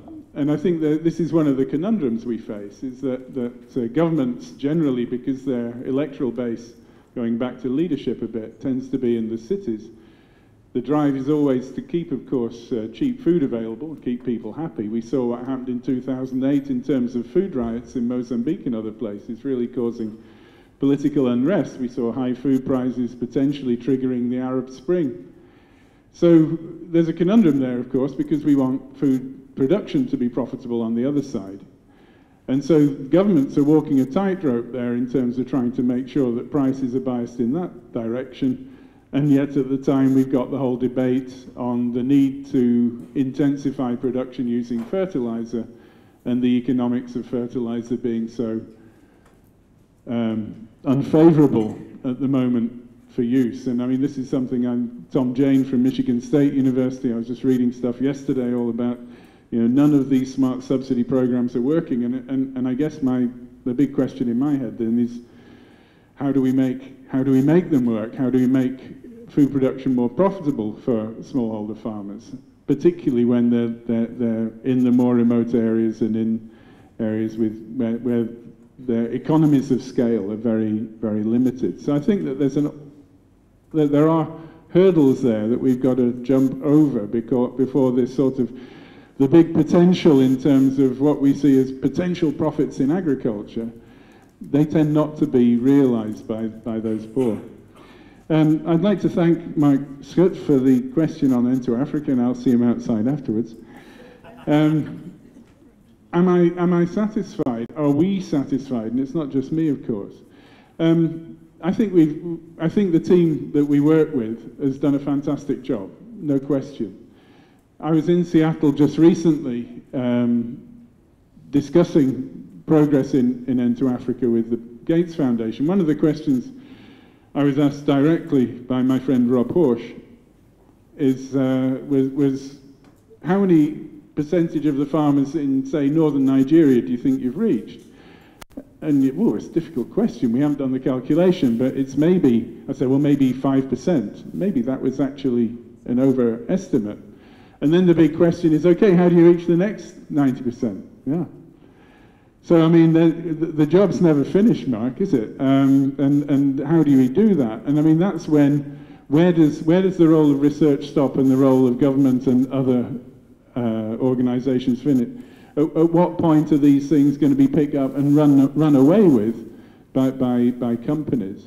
And I think the investment that we make together with companies in some of these markets and getting the markets working, the inputs and the output markets, is a step in that direction. But yeah, I mean, at the same time, I sometimes feel it's a drop in the ocean. So am I satisfied? Never.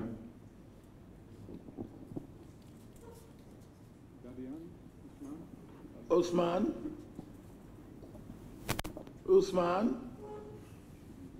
Yes, I can hear you, but there is a very high echo. Can somebody repeat the question for me, please, maybe from the podium?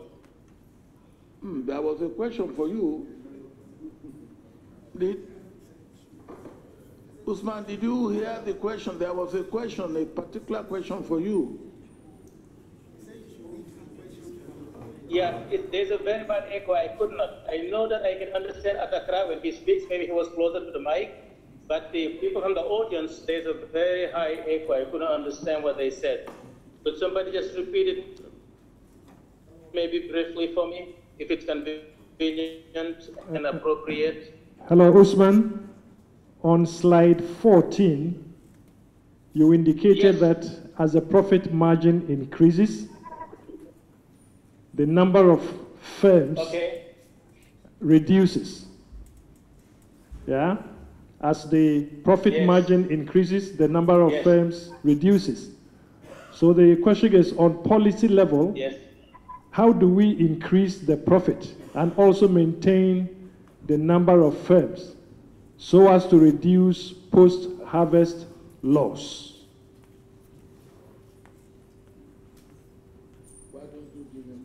Well, how to link that to post-harvest loss is probably going to be not a direct way. First, to the slide, the relationship is the other way around. As the number of firms increases, the competition becomes tighter and profit declines. To the extent that I've understood the question, how not to link that to post-harvest loss, I guess the more you get to a place where you have stopped the falling profit by allowing some of the existing firms to specialize, to innovate, to get out of the pack, and to expand, you have much stronger enterprises that can invest in the distribution network to link up with smallholders.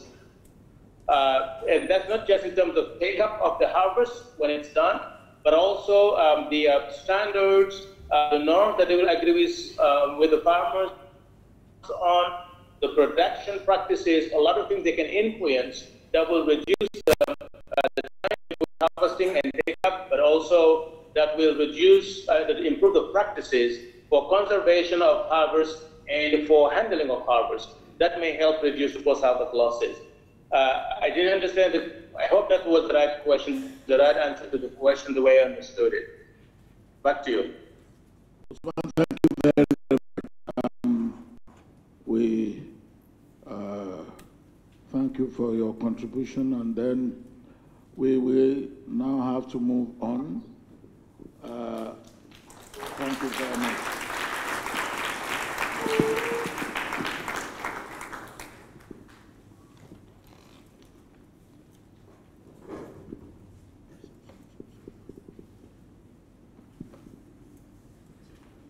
Professor John Pickett.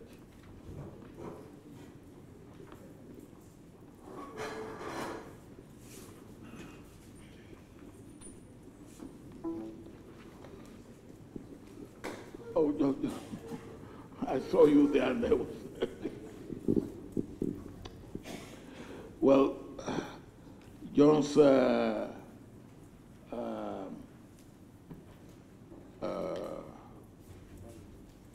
bio in short form is there, so I won't have to read that to you.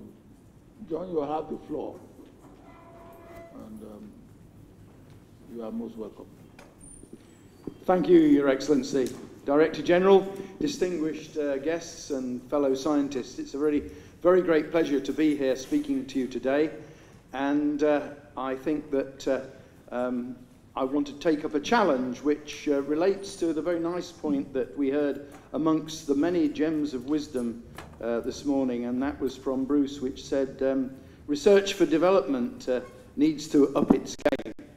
I think we have to go along with that, but we do have to decide which game to up and which part of the games that we're playing we now need to give emphasis to. As I watched the wonderful video this morning of the achievements of IITA, I realized that IITA is wonderfully placed after the last 50 years of pioneering work to take forward most aspects of those games. It's been a great privilege for me to serve under Bruce Coleman on the board, to work with and Taranya Sanginga, who's a wonderful leader, absolutely wonderful. I wish we had leadership like that in the north.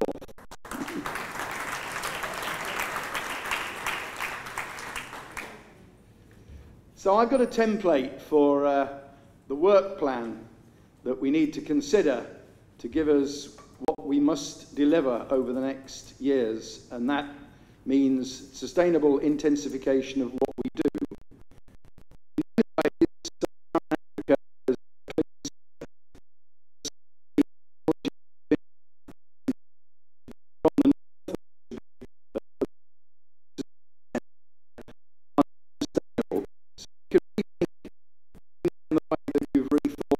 Mobile phone issue, but certainly in terms of directions to go in upping the game. Now, I gave a lecture here at this podium in 2013, which was the first of the so-called Red Ferrari Lectures. I was very proud to give that. It gave an opportunity for me to talk about both GM and highly sustainable but very knowledge-intensive companion planting in the form of the push-pull that we've developed with the International Centre for Insect Physiology and Ecology. And although I don't particularly want to promote that line of research, I want to use it as an example to enter what I've seen, sadly, as some kind of conflict within the corridors of power, not just in the state sector and the funding agencies in the form of NGOs, but also in the industrial sector. I was very pleased when this report came out under the FAO, describing various sustainable approaches to agriculture, particularly for sub-Saharan Africa. But I actually heard this report turned against us at various times and at various meetings, and on one occasion actually citing this report, in which the person attacking the kind of approach embodied here said that these were too many disparate and non-impacting approaches. Not entirely true. Each one actually has an impact that is evidenced and can be measured. But of course, when you've got a target of perhaps 300 million smallholder farmers, then maybe it is a drop in the ocean, as we've just been discussing. I had the privilege in the later life of Norman Borlaug to engage with him in the debate on GM. We made this wonderful film partly at Rothamsted, and that gave a great opportunity to get to know much better this new acquaintanceship that I was privileged to have. And certainly Norman saw a new revolution necessary. He saw much more sustainability in delivering ways of dealing with constraints by GM than perhaps have yet been realized and perhaps foreseen. There's no doubt about it that IITA's contribution to molecular breeding and the impact that that's had on yield and to some extent on protection has been marvelous. But we really do need a paradigm shift if we're going to produce enough food on the diminishing land mass given to food production for the future. So I think we really do need to take on board the issue of GM and how we use it to deliver sustainably traits against constraints, nutritionally speaking, and from the crop protection point of view, via the seed. Brought home by a piece of work commissioned by the World Bank in 2014, which you may not be able to see, but I imagine you can tell me what's on that slide because it's a sad story. Although there have been improvements, and IITA has certainly made an impact on increased use of fertilizer, but nonetheless, the take-up of advanced crop protection and plant nutrition is minimal in the smallholder farming community. Personally, I've been very frustrated that that report that I showed on my second slide, led by Sir David Bolcombe, has had very little impact on the research community. We're still not really grasping the nettle of a lot more technology that needs to go into the kind of techniques which we will need to be more sustainably producing increased food. And I provocatively picked up the idea of sentinel plants and this idea of signalling. It's a largely northern agricultural concept because it means you don't have to go into the field at all. The crops manage themselves. But it has its origins in terms of solving these predicted problems and opportunities. It has its origins in companion cropping in Africa. For my own work on companion cropping, we've seen some beautiful examples from Ken Giller now, and I totally support his comments relating to the development of that kind of technology. This work started with the NGO, the Gatsby Charitable Foundation, and Lawrence Cockcroft from there sought the help of a distinguished British scientist to find where there were pockets of science in the UK that might be used in the development context. That brought me personally and my group at Rothamsted, who were already working on the so-called stimulo-deterrent diversionary strategy, or push-pull, to Thomas Odhiambo. I'd been working with Thomas and the International Centre for Insect Physiology based in Kenya for about 10 years on malaria and tsetse fly control. But with him and with the newly recruited Zia Khan, who's now a good friend of mine and colleague, we started to look at their approach to habitat management together with these push-pull ideas, and needed yet an entry point that would be acceptable and indeed favoured by smallholder farmers. And that, of course, is mixed cropping, companion planting. But here, not to disrupt the idea of increasing cereal value by companion planting with high protein, high vitamin crops like the legumes we heard about earlier, but to actually put some plants in there which would be useful in their own right, but which would deal with constraints, crop protection constraints initially, and then, as you'll see, crop production. And there's the push-pull or pull-push in language of many farmers, and it comprises intercropping with plants that push the insects away. This was targeted insects originally, and attracts in beneficial insects to attack them, and then a trap crop in which they can lay their eggs. The intercrop and the trap crop has to have value, and it does so as cattle forage. They are perennial crops. Once the farmer has established this, it lasts. First we used as an intercrop Melanis minutiflora, and then Desmodium uncinatum, the silverleaf. It immediately had value and drew in Heifer International and Sender Cow by providing regular animal forage. By immense surprise to us, we found that the Desmodium genus of forage legumes would control striga. That's a couple of plots from an untreated and a treated by means of the intercrop of Desmodium from some very early trials where, having observed this on farm, we had to set about demonstrating the statistics. It's a suicidal germination, so you take out the seed bank that Striga hermontheca builds up. It works in other crops. In sorghum, which is tolerant to Striga, that's a problem because it allows the seed bank to build up. It gives a very good and increased yield. With the millets, although they're taxonomically different, it works very well even with finger millet that's knocked over by Striga. And in deference to the pioneering work of Minister Professor Jones, I'd like to just have this one slide on new rice for Africa, which of course can be very badly damaged by Striga hermontheca, but where the intercrop with the Desmodium species controls that, doubling at least the yield immediately. This caught the attention, though, and I bring in this one other facet before I start to describe the resolution of this apparent conflict, and that is the European Union's development programme, who wanted us to try and already deal with problems of climate change, which of course produce very erratic conditions, particularly for smallholder farmers.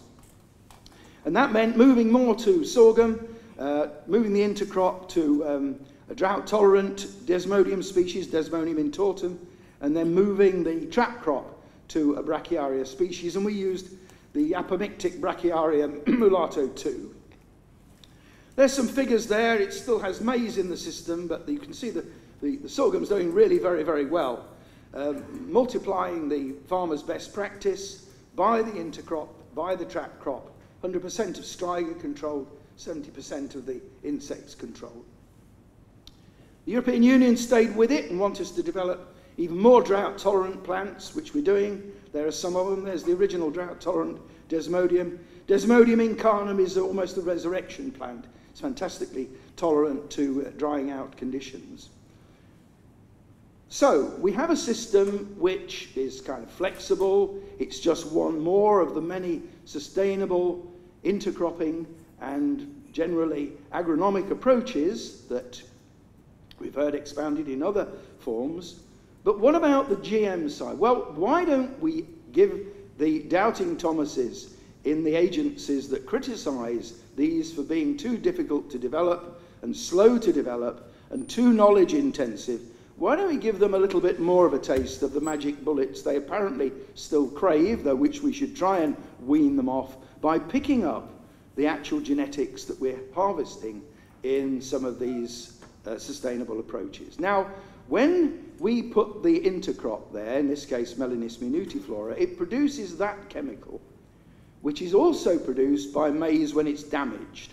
So it gives the impression that the whole ecosystem has got a lot of crop damage there. And that's wonderful. Thanks very much indeed. Excellent, thank you.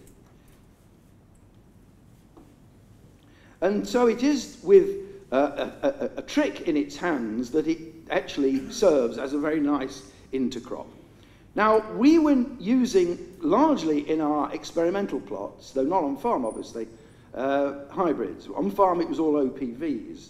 They were getting very, very good insect control, better than we were getting on the experimental plots. And that's because the OPVs, the teosintase that gave rise to them and the land races intervening, have a trick which has largely been lost by commercial hybrids. And that is that when the eggs of the pests are laid on the plant detects this and moves to defend itself. Not as well as it would be by a spray of imidacloprid, and not as well as it would be by a GM treatment with BT, though that's not very active against some of the indigenous stem borers.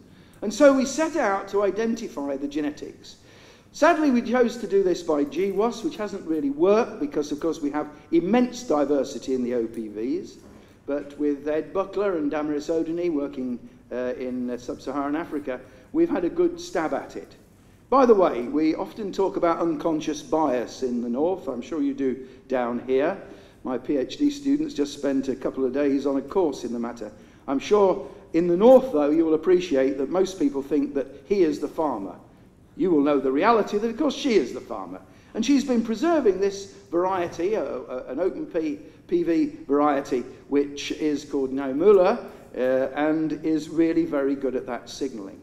But very recently, together with ECP, we've identified the signal which is used by the plant to register the fact that the egg's there. It's not that compound there, that's a bit of the glue, it's in there. But that now allows us to use RNA-seq, of course, on a much narrower genetic range to capture the genetics. So we will have the genetics soon. It could be accelerated if we work in more concerted way across sub-Saharan Africa to do this, but it is going to be available to rejuvenate the kind of plants that have the local value and where seed can be saved. It will also be a signal plant, as required by the long-term view of Sir David Bolcombe's working party. Finally, the striga chemistry, it's an allelopathic effect. It's a very dramatic effect. The three articles in red relate to genes. The first one puts a hydroxy group onto a pigeonine to make hydroxynaringenin, which allows the molecule to create a low activation energy for what is a very unusual C glycosylation. That happens with two genes then, cytochrome P450 and a C glycosyltransferase transferase from rice, which we've already got access to. But the final step in controlling striga is the step which is now being completed by our work with Desmodium incarnum, the high drought tolerant. So we will have that as well. That means you could put that into any legume. You can grow legumes in the push-pull, but you could put it into a legume so that it would have the striga controlling trait. And if you put some further genes in to bring the pathway that's normally in the legumes to the red bits, then you could do it in the maize itself. It's a choice for the man who said that the sustainable approaches were too labour-intensive, too knowledge-intensive for hitting the major target.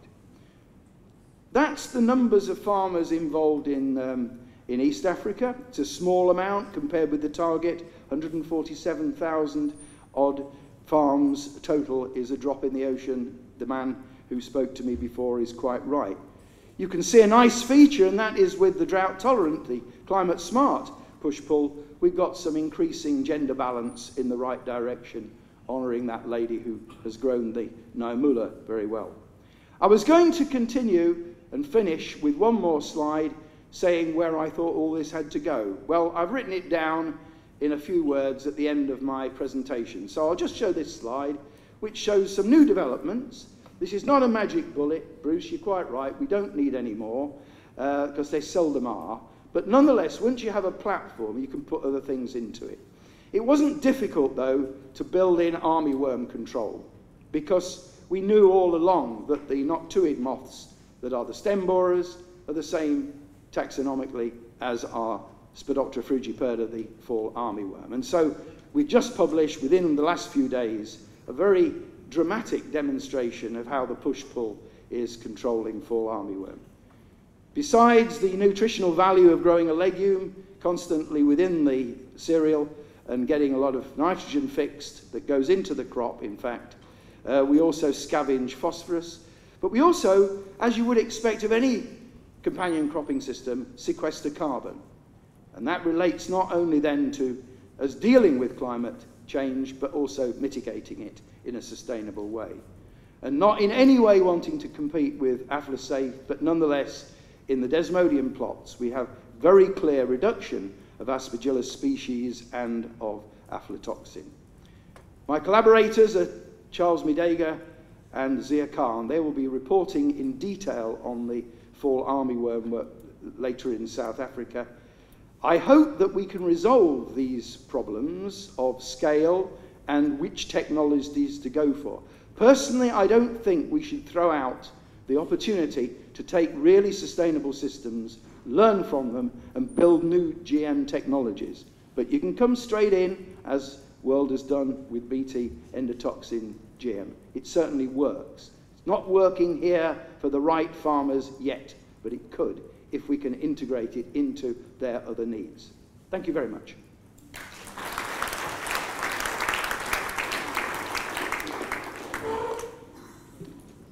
Thank you very much, John.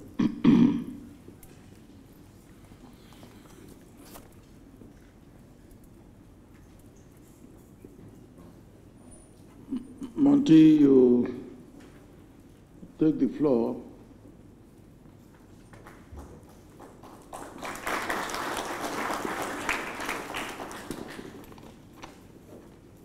You have to put on your two caps together, they work at once. The political and the scientific. Which one do you want to put on first? Sir? I say you have to put the two caps together, or you want to put them separately, the political and the scientific? I'm combining the two, sir. Scientist and political. Actually, Your Excellency, sir, the chairperson of the board and members of the board of IITA, the Director General of IITA, the staff, and of course, distinguished guests. Actually, it is a great pleasure and an honor for me to be here to give this presentation. When I saw the topic that was sent to me, I was quite excited about it. And I decided that I must come, to give this presentation. So I would like to thank the organizers for giving me this opportunity. I'm always glad to come to IITA because it always reminds me of my first international job, where I spent 3 years as an IITA staff in Cameroon. And while I was in Cameroon with the NCRI program, we were fortunate to get His Excellency, to visit us here in Cameroon.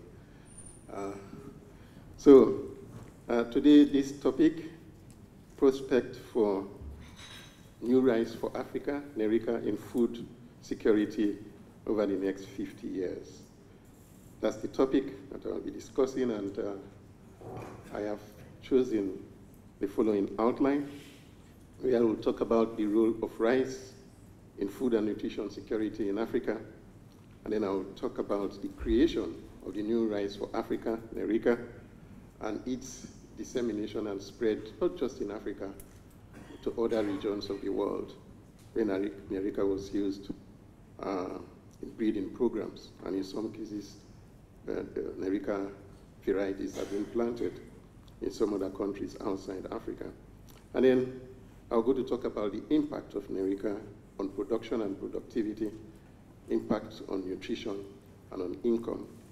And then I would look to the future prospects of NERICA to help Africa move towards attaining zero hunger, and of course, attain the AU Transformation Agenda 2063. Actually, I look at rice as, of course, an international crop, but it is the staple food of the world. Staple food of the world, because today, about 7 billion people across the regions of the world are eating rice. In Africa, rice is the third most consumed crop food after maize and cassava. But the demand for this crop in Africa has been growing for 3-4 decades today, and every decade the demands double. And I believe that today we all know that several countries, which I believe includes Nigeria, maybe the northern part of Nigeria where rice was not known 15, 20 years ago, people there and elsewhere in the continent eat rice almost on a daily basis. Production has been growing by 6%, yes, but what worries me is the fact that this expansion that we're seeing, this increase in production, is due to expanding the area under cultivation. 70% of that, rather than due to increase in the area, in the yield per unit area through intensification and diversification. It's a friendly crop to our women farmers because they cultivate rice across the various ecosystems in the region. But at the same time, rice is very easy to store. It's very easy to cook, and it's very easy to eat as well. Today, Africa is cultivating about 9 billion hectares, and today we believe that we've gone past the 20 million tons of rice that we produce per annum. And I would like to recall that in 2008, African rice scientists, all people that are involved in rice research and rice production, gathered. And they came up with an agreement that each country should double production, so that production that was something like 14 million metric tons in 2008 should be doubled by the end of 2017 to 28 million metric tons. We've gone past 20 million, and I'm looking forward to the data that we're going to get by the end of 2017 to see if actually we've doubled that production to 28 million metric tons. It is a source of energy, protein, calories we get from rice. But we have some challenges. Our production systems in Africa are very diverse and very dynamic. And if we take a look, we see the water table which goes like that, and we see that this topo sequence from the upland right through to the lowland, we find out that at the upland, cultivation actually depends on in situ rainfall, because you see that the water table is well below the surface of the soil, so that the rice will is subjected to a lot of drought if it doesn't rain. But if we move down to the hydromorphic area, the water table is within 50 centimeters to the surface of the soil, and so it's always moist, and we can get a crop or two of rice during the rainy season. But then, as we get to the lowland, the water table is on top of the level of the water is way above the soil, the surface of the soil. And here, we do have flooding, and you know that we have various systems here, irrigated systems. We have the deep flooded areas, we have the boli lands, inland valleys, etc., etc.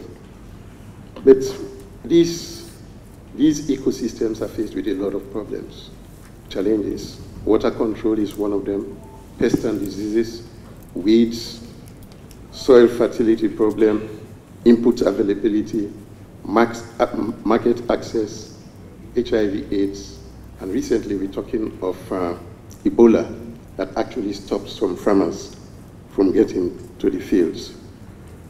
And there are 22 species of rice. 20 of those species are wild species. 2 of those are cultivated. The African cultivated species, Oryza glaberrima, and the Asian cultivated species, Oryza sativa. Now, the African cultivated species, glaberrima, has been domesticated for over 3,500 years. And because of this long association in the various ecosystems where rice is cultivated in Africa, they've developed protective, adaptive structures and mechanisms that enables them, to withstand some of the key problems that we encounter in the spectrum of rice growing conditions in Africa. Drought tolerance, resistance to various diseases and pests, to soil problems. But the key problem that they do have is the fact that they are prone to lodging. They fall over because the stems are weak. They fall over, and this, of course, reduces the quality of the grain, but at the same time, they shatter their grains easily. So much so that before you get to maturity to harvest, half the grains may have gone down, 1/3 of the grains may have gone down through shattering. And they are low yielding type. Because if we look at the panicles, you see that the grains are attached to the primary branch of the panicle in the sativa type. And that makes them low yielding types. But the Asian rice, the grains are attached to secondary branches, and those secondary branches may hold minimum of 3 grains, maybe 4 or 5 grains. And so they are high yielding types. And whilst we're talking of 250 grains on average for the Asian rice, we're looking at 150, 180 grains per panicle for the African type. But the Asian type lacks the adaptation, the resistance or tolerance to key stresses that we do observe. And unlike the African type, they cannot withstand the weeds. They lack weed competitiveness. So what we tried to do was to combine this high yield potential of the Asian rice to the adaptation of the African rice. So we had to go into interspecific breeding, wide crossing. And of course, you all are aware of the problems of wide crossing. We had to overcome the problem of frequent sterility, frequent partial sterility. We had to overcome the problem of slow fixation of the lines, so you don't get fixed lines. If you don't get fixed lines, how do you cultivate? The lines will continue to segregate and to segregate and to segregate. And then there is always, through interspecific breeding, low recovery of recombinant lines. We need to combine the genes of the two types to be able to get the characteristics that we're looking for. And so we had to overcome that through back crossing. That back crossing allows for the genomes of the two types to be combined. And then after that, we use anticulture to stabilize the plant. And you can see here, I deliberately placed that slide to show that in this backcross 1 F1 population, we have millions of plants. And I tell you, when you succeed in getting population through interspecific breeding, you'll be tired of selecting good types. If you want to select good types from that population. And here you can see combination of the two types. The awns are purple, and that is a characteristic got from the Glaberrima parent. And the erect type is a characteristic got from the Asian type. So we use anticulture to try to fix the varieties, stop segregation. And what we did was to use the pollen grains, the male part of the flower, which is 12 chromosomes. Rice is a diploid plant. We had to go through this process to obtain diploid plants, because if you look at the ploidy level, there's haploid, 12 chromosomes, all completely sterile. Diploid, we double the chromosomes, produce homozygous lines here, and fully fertile, and then we get polyploids, which again, gigantism is observed, but at the same time, almost completely sterile plant. So we went in to select the diploid plant, and you can see some of the plants that are diploids that are growing in the field there. So what we succeeded in doing was to bring in the good parts, at least we selected plants with the good traits from the two types, Asian and African. With the Asian parent, non-shattering of the grain, secondary branches giving higher yields. I said higher yields here because we got what we call inbreeding transgressive segregation, where the individual does better than the best of the parents. I mentioned earlier on 250 grains for sativa, 180 also grains for Glaberrima, Asian and African type. The interspecific progenies, some of them gave up to 400 grains per panicle. So we got this increase in number of grains, and they showed responsiveness to mineral fertilizer, a trait that we got from the sativa type. We got a number of traits from the African parents: weed competitiveness, drought tolerance, resistance to a range of diseases and pests, for which we've not seen resistant varieties for a long time in Africa before that time. African rice oil midge, rice yellow mottle virus, blast disease, and of course, good taste and aroma, and higher protein. In fact, in the protein content, we also built transgressive segregation because we were able to get 25% more protein from an average of 8% in previously grown varieties. So what is the impact of NERICA on yield? We were able to, I think I have missed one slide. How do I go back here? I think I've missed one slide. When we got these varieties and we found out that the yields are high, that one, we decided to use participatory varietal selection. And that helped to spread these varieties, not just in West Africa, but all over Africa. And we worked within us, we worked with the regional economic communities and continental bodies. The CG centers, IITA, played a key role here. And of course, we sent the varieties to SIAT, to Erie, to elsewhere in the world. And these varieties were all being tested. And a number of donors, USAID, DFID, Japan, UNDP, CGIAR, supported that dissemination program. So let's look at the impact of NERICA on yield. Millions of farmers were exposed to these high-yielding rice varieties.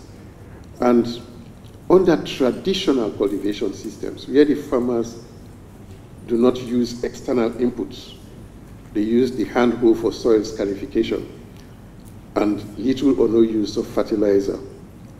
We got about up to 50% increase in yield, from less than 1 ton to about 1.5 tons per hectare.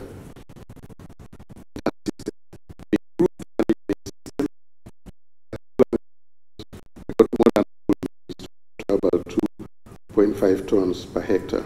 But in the lowlands, particularly in the irrigated systems, we got yields between 4 to 6, 7 tons. In fact, Rwanda was one country that was constantly getting an average of 7 tons. Millions of farmers, 20 millions of farmers, excess of that, we are reached with these improved varieties. And the advantage in yield is an average slightly less than 1 ton per hectare. And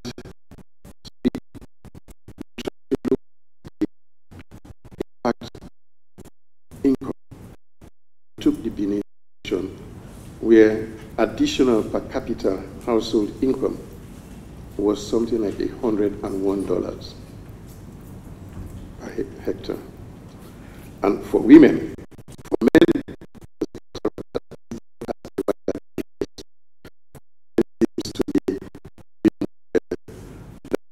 when it comes to cultivation of rice. And I think this is quite across countries in Africa. Today in Sierra Leone, we do have much more women, involved in rice production. And they are doing a fantastic job in making Sierra Leone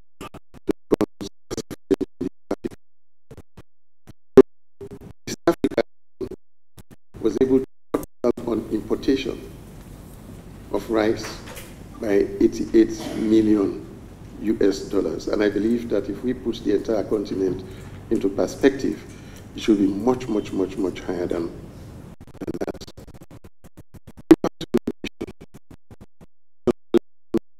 Has got more protein than previously grown varieties.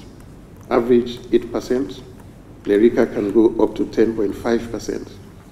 And so Lyrica has, and I would like to say that the lysine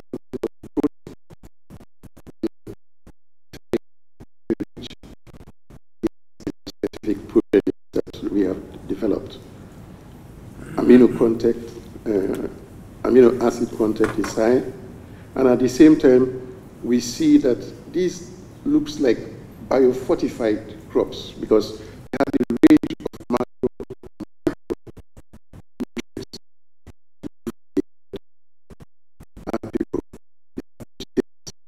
aroma that is got from the African rice. So for the future, trying to get to zero hunger by 2030, and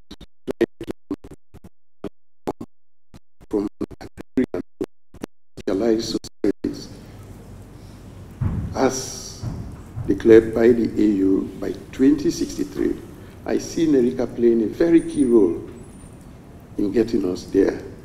I see rice playing a very key role. And also other crops, of course.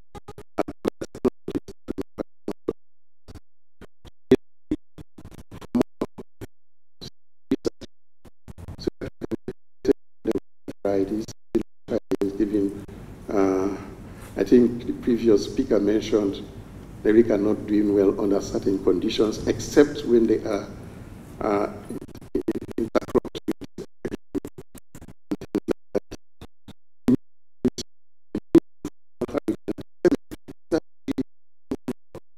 with the multiplication, we will not be able to send seeds out to farmers. So research needs to concentrate in these practical areas. Maybe with Lyrica now, we've gone up to 15 to 20% farmers adopting and planting new improved varieties. We need more investment in smallholder commercialization. We shouldn't keep our farmers at subsistence level. They must grow. And investors that are coming to work with us, yes, they can get their own nucleus farm, but they have to go through this outgrower scheme to get farmers to participate so that farmers benefit from the improved technology. Farmers benefit from their inputs, fertilizers, machinery, and it's going to be a win-win situation for all. We need to add value. Processing is very key, very important, that we should add value, and we need to stop, I say, the importation of these key commodities that we can produce in Africa. There is a range of them. It's not just rice. We're talking of chicken. We're talking of various things. The only commodity that I see that we cannot produce is wheat flour. But even then, we're talking of blending your cassava developed here, you know, and now widely grown in Africa, with the wheat flour up to about 50%. So we need to target more farmers with these improved technologies for us to be able to obtain self-sufficiency and food security, and of course nutrition security. And we need better policies to increase production, productivity, cut down on importation. And I'm going to disagree, Your Excellency, that Africa must try to stop the importation of those commodities that they can produce. And of course, the entire goal is for us to be able to feed ourselves. And I say that with up to 40–60% of the uncultivated area in Africa, Africa should be able to feed itself and should be able to feed the world. I am not saying that it's only Africa that should do that. You know, Africa working with other people in other regions of the world should be able to feed itself and feed the world.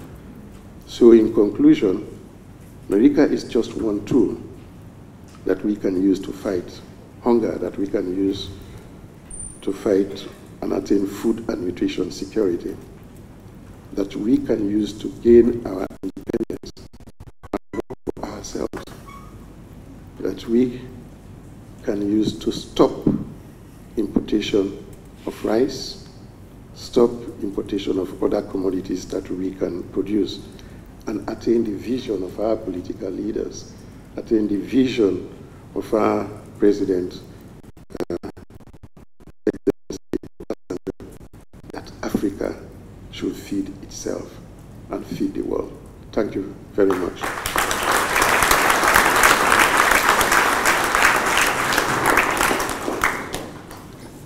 Thank you very, very much.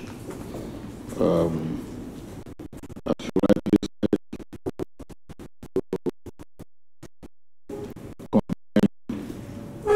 the scientific with the political. We must be able to feed ourselves. I'll go to the next.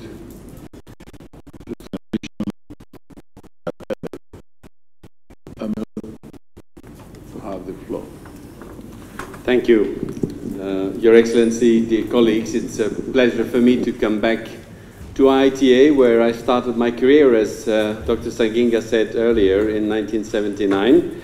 And so it's really with not only pleasure, but a bit of emotion that I come back and speak to you here. I want to, in a way, broaden the discussion a little bit beyond the agricultural production and really think about our food systems. And of course, the production is an extremely important part of that. But unless we look at the entire food system, we are missing out on many opportunities. And particularly of taking a different look and a different paradigm into agriculture based on diversified agroecological farming. And I'll come back to that. It's largely based on a report that was produced by the International Panel of Experts on Sustainable Food Systems that was published last year and called From Diversity. By the way, I gave 2 copies, one in French and one in English, to your library here at IITA yesterday. What we mean by sustainable food systems, these are food systems that not only provide for vibrant local economy, but are environmentally sustainable, provide for good nutrition and health, and are culturally appropriate. And we explicitly want to be sure that all the 5 dimensions are looked at the same time and not one at the expense of the other, as has happened too often. Now, what is wrong with our food systems? And here I'm talking at the global level. It's not specifically the situation in Africa, where some things apply more than others. Of course, we have the triple burden of malnutrition. Unfortunately, last year, the number of hungry people went up after a decrease of more than 10 years in a row. This is not good news. But also, the non-communicable diseases related to overweight and obesity are expanding exponentially in many countries, and there are now more people dying from non-communicable diseases in low and middle-income countries than in industrialized or high-income countries. The negative impact on health, well, there's 200,000 people dying of pesticide poisoning every year, and 99% of that happens in developing countries.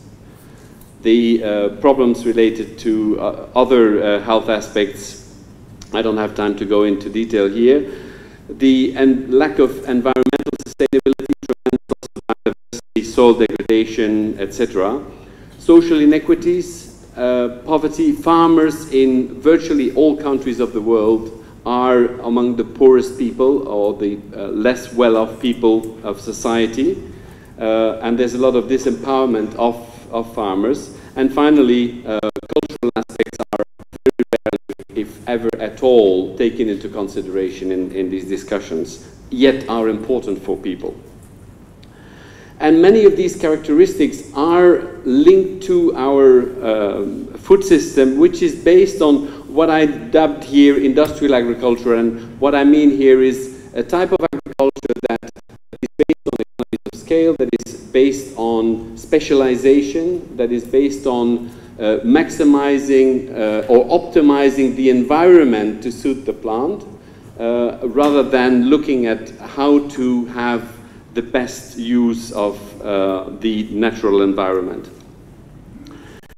The impact on health, and I just want to highlight this here, one of the other reports that was launched just a month ago at the Committee on World Food Security on the impact on health of our current food systems really highlighted the different pathways of impact on our human health, and more particularly assemble all the information about the cost of that impact to society. And there we are talking not about millions or hundreds of millions, but about billions and hundreds of billions that are not accounted for in our, that are now considered as externalities and pushed to outside as a consequence of our type of food systems. We already, these are just differently colored slide to the one that was produced by Bruce, but if you look at the 3 areas where we have gone far beyond safe operating space in the loss of biodiversity, the nitrogen and phosphorus cycle, they are largely linked to our form of agriculture today. And these high input type of agriculture is providing for a vicious circle, because the characteristics that you see on the left lead to soil and water contamination, soil erosion, destabilization of water cycles, salinization, which are indirectly threats to the productivity and require higher inputs. And we've seen in the areas of the world where you have the most intensive and highest productivity, like in Kansas or in Hokkaido in Japan, or both in France, we see yields and decreasing yields despite replacement of varieties with better performing varieties because of soil degradation. And this provides this vicious cycle that we must break. So what we have proposed in this report is really to look at agriculture and our food system in a different way. Instead of trying to create a perfect environment that is artificial, see how nature functions and learn lessons from that, and build in the objectives, the 5 type of objectives: economic, environmental, health, social and cultural, and academic at the same time. Now, this sometimes is said, well, this is an alternative thing, it's going back to romantic farming, what people used to do in the past. This is certainly not the case. We are talking about bringing in the most advanced modern science to be combined with traditional knowledge, to advance, to understand the complex interactions between the different species. We heard already from earlier presentation some aspects of that, but there's an awful lot more in other models, in interactions between soil microbes and plants, etc., that are still very underexplored. Innovation in biological control, but also this tremendous potential about understanding the potential of better using the soil biome. And also social innovation. It's not just about technologies or approaches, but also social innovations that improve the conditions of life of people. So, this high input industrial agriculture, that's not really applicable to here in Africa. That's true. We've taken 2 extreme examples as models that we could thrive towards. One is this high input industrial agriculture that we must improve on because it's not sustainable, but also subsistence farming that is underperforming and that cannot feed the population has to change. And so whether we start from one situation or the other, we have to converge towards a system that is sustainable and delivers on all the 5 objectives at the same time. And of course, everything in between. This is just stylized for demonstration purposes. Now, there is enough, and despite the fact that there is very little investment in what I would call non-industrial model agricultural research, despite the fact of the little investment, there is now enough evidence to show that we can obtain similar productivity with alternative models, that often the income is better. And what is especially important for poor smallholder farmers is that the resilience and stability of these diversified agricultural systems is far higher than the conventional model. From an environmental point of view, as again you've heard from John already before, that this is a way to put carbon in the soil. It turns agriculture potentially into a solution rather than being a significant part of the problem, as we heard from Bruce. It boosts biodiversity. It has a tremendous potential in restoring degraded land. When we know that 30% of the land today is significantly degraded, there is a tremendous potential for restoration.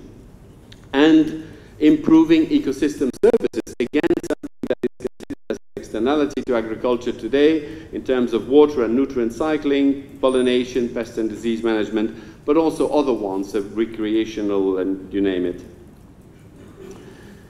These systems provide exactly the opposite in terms of providing a virtuous cycle where the characteristics of these systems improve soil health and fertility, create habitats for wild biodiversity, increase the soil carbon sequestration, which contributes to higher water retention, better pollination, etc., which requires less input. So it's a system that continuously improves itself.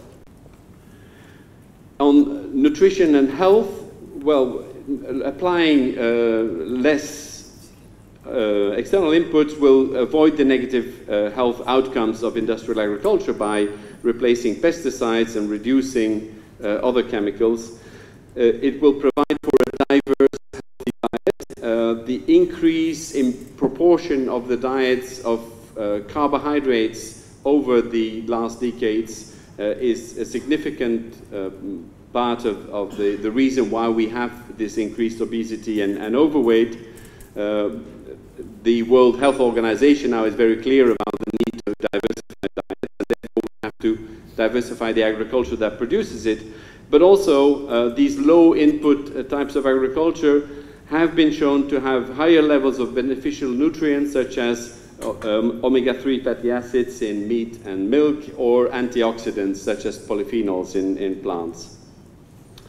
It's also been demonstrated that these small and medium diverse farms produce the majority of the macro and micronutrients that are important for us, while the large, less diverse farms essentially produce carbohydrates, sugar crops, and oils. This was a recent meta-study that was published in Lancet in 2017.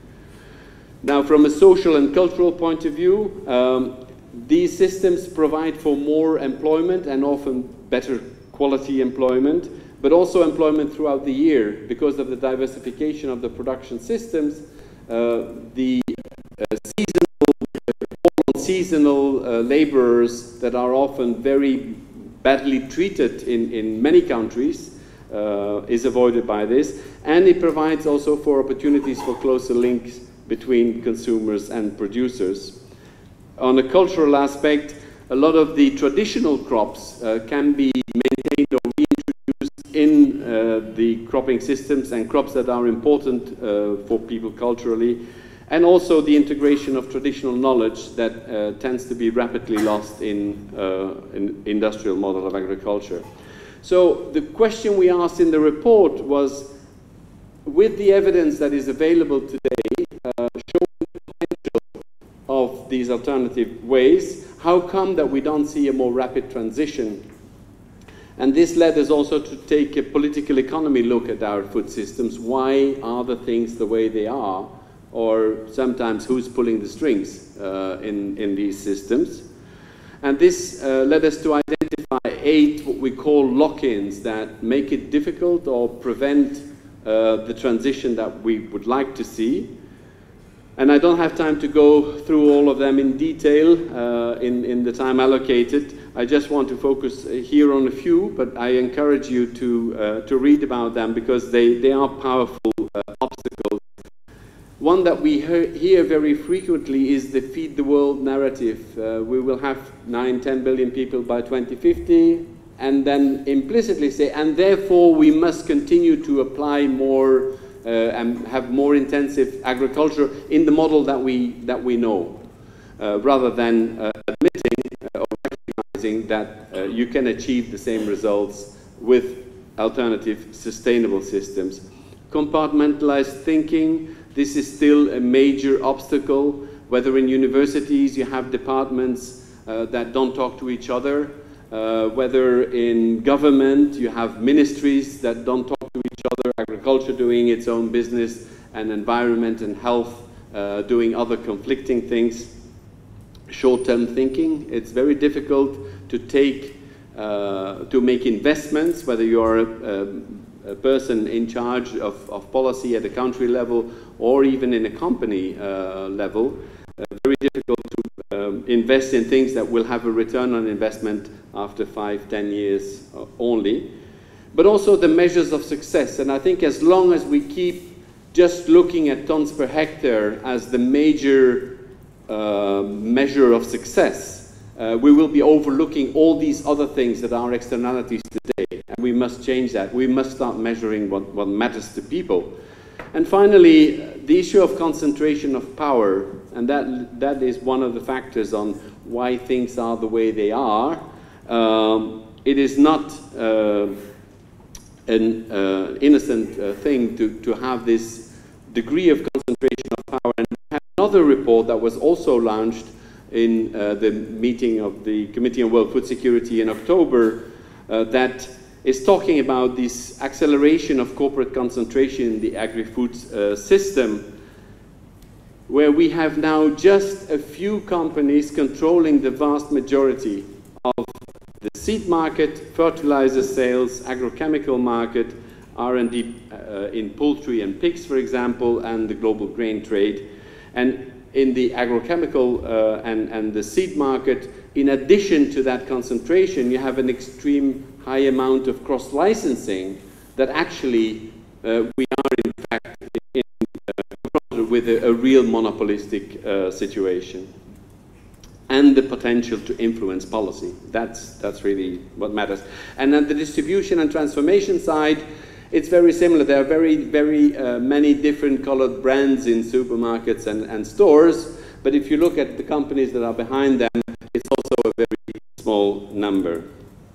So if we want to have this change towards a more sustainable future for agriculture and for our food systems, we really have to tackle these lock-ins to allow the kind of transformation we want to see. And I would start with the first one, which is to develop new indicators on sustainable food systems.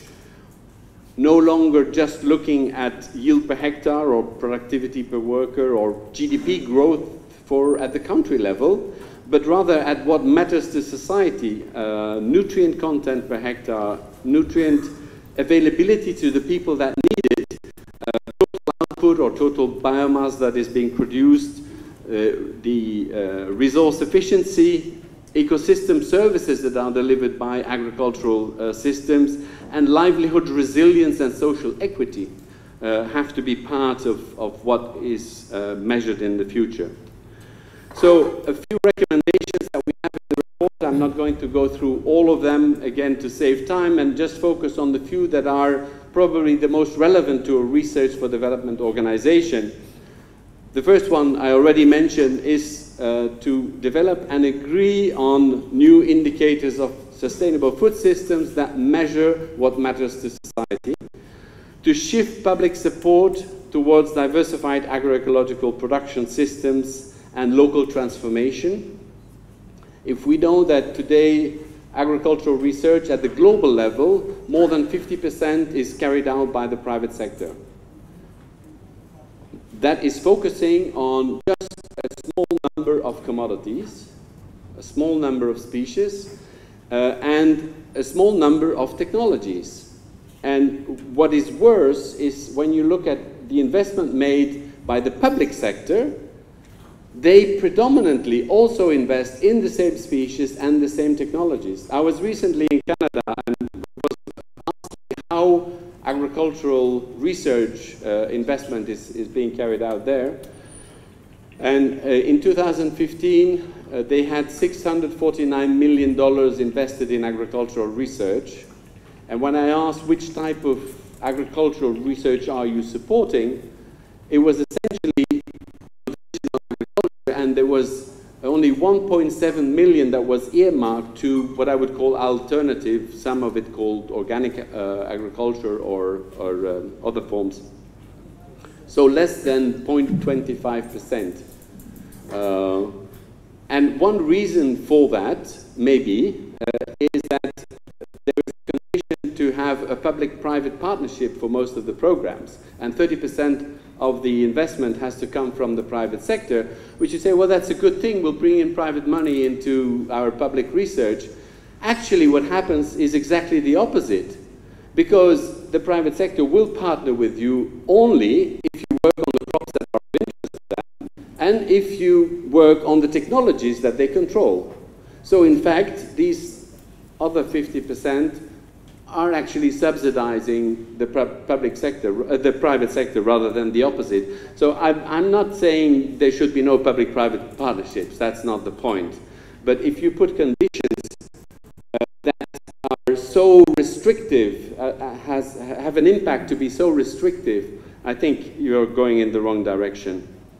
I mentioned here also the local transformation. Several previous speakers have already mentioned that. We have to add value at the local level, and that the people close to production really benefit from that. And it's not at the end of the chain that all the money is being made.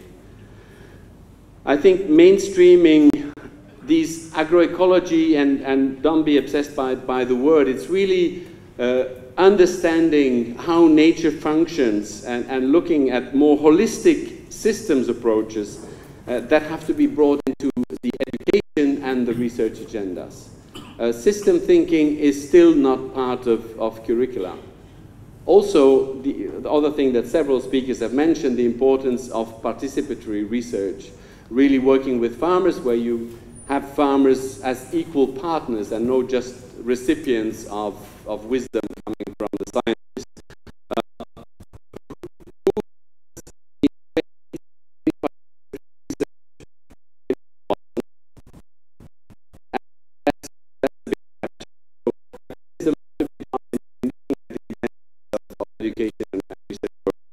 And I think also the importance of maintaining diversity. Of course, a lot of work is being done in conservation of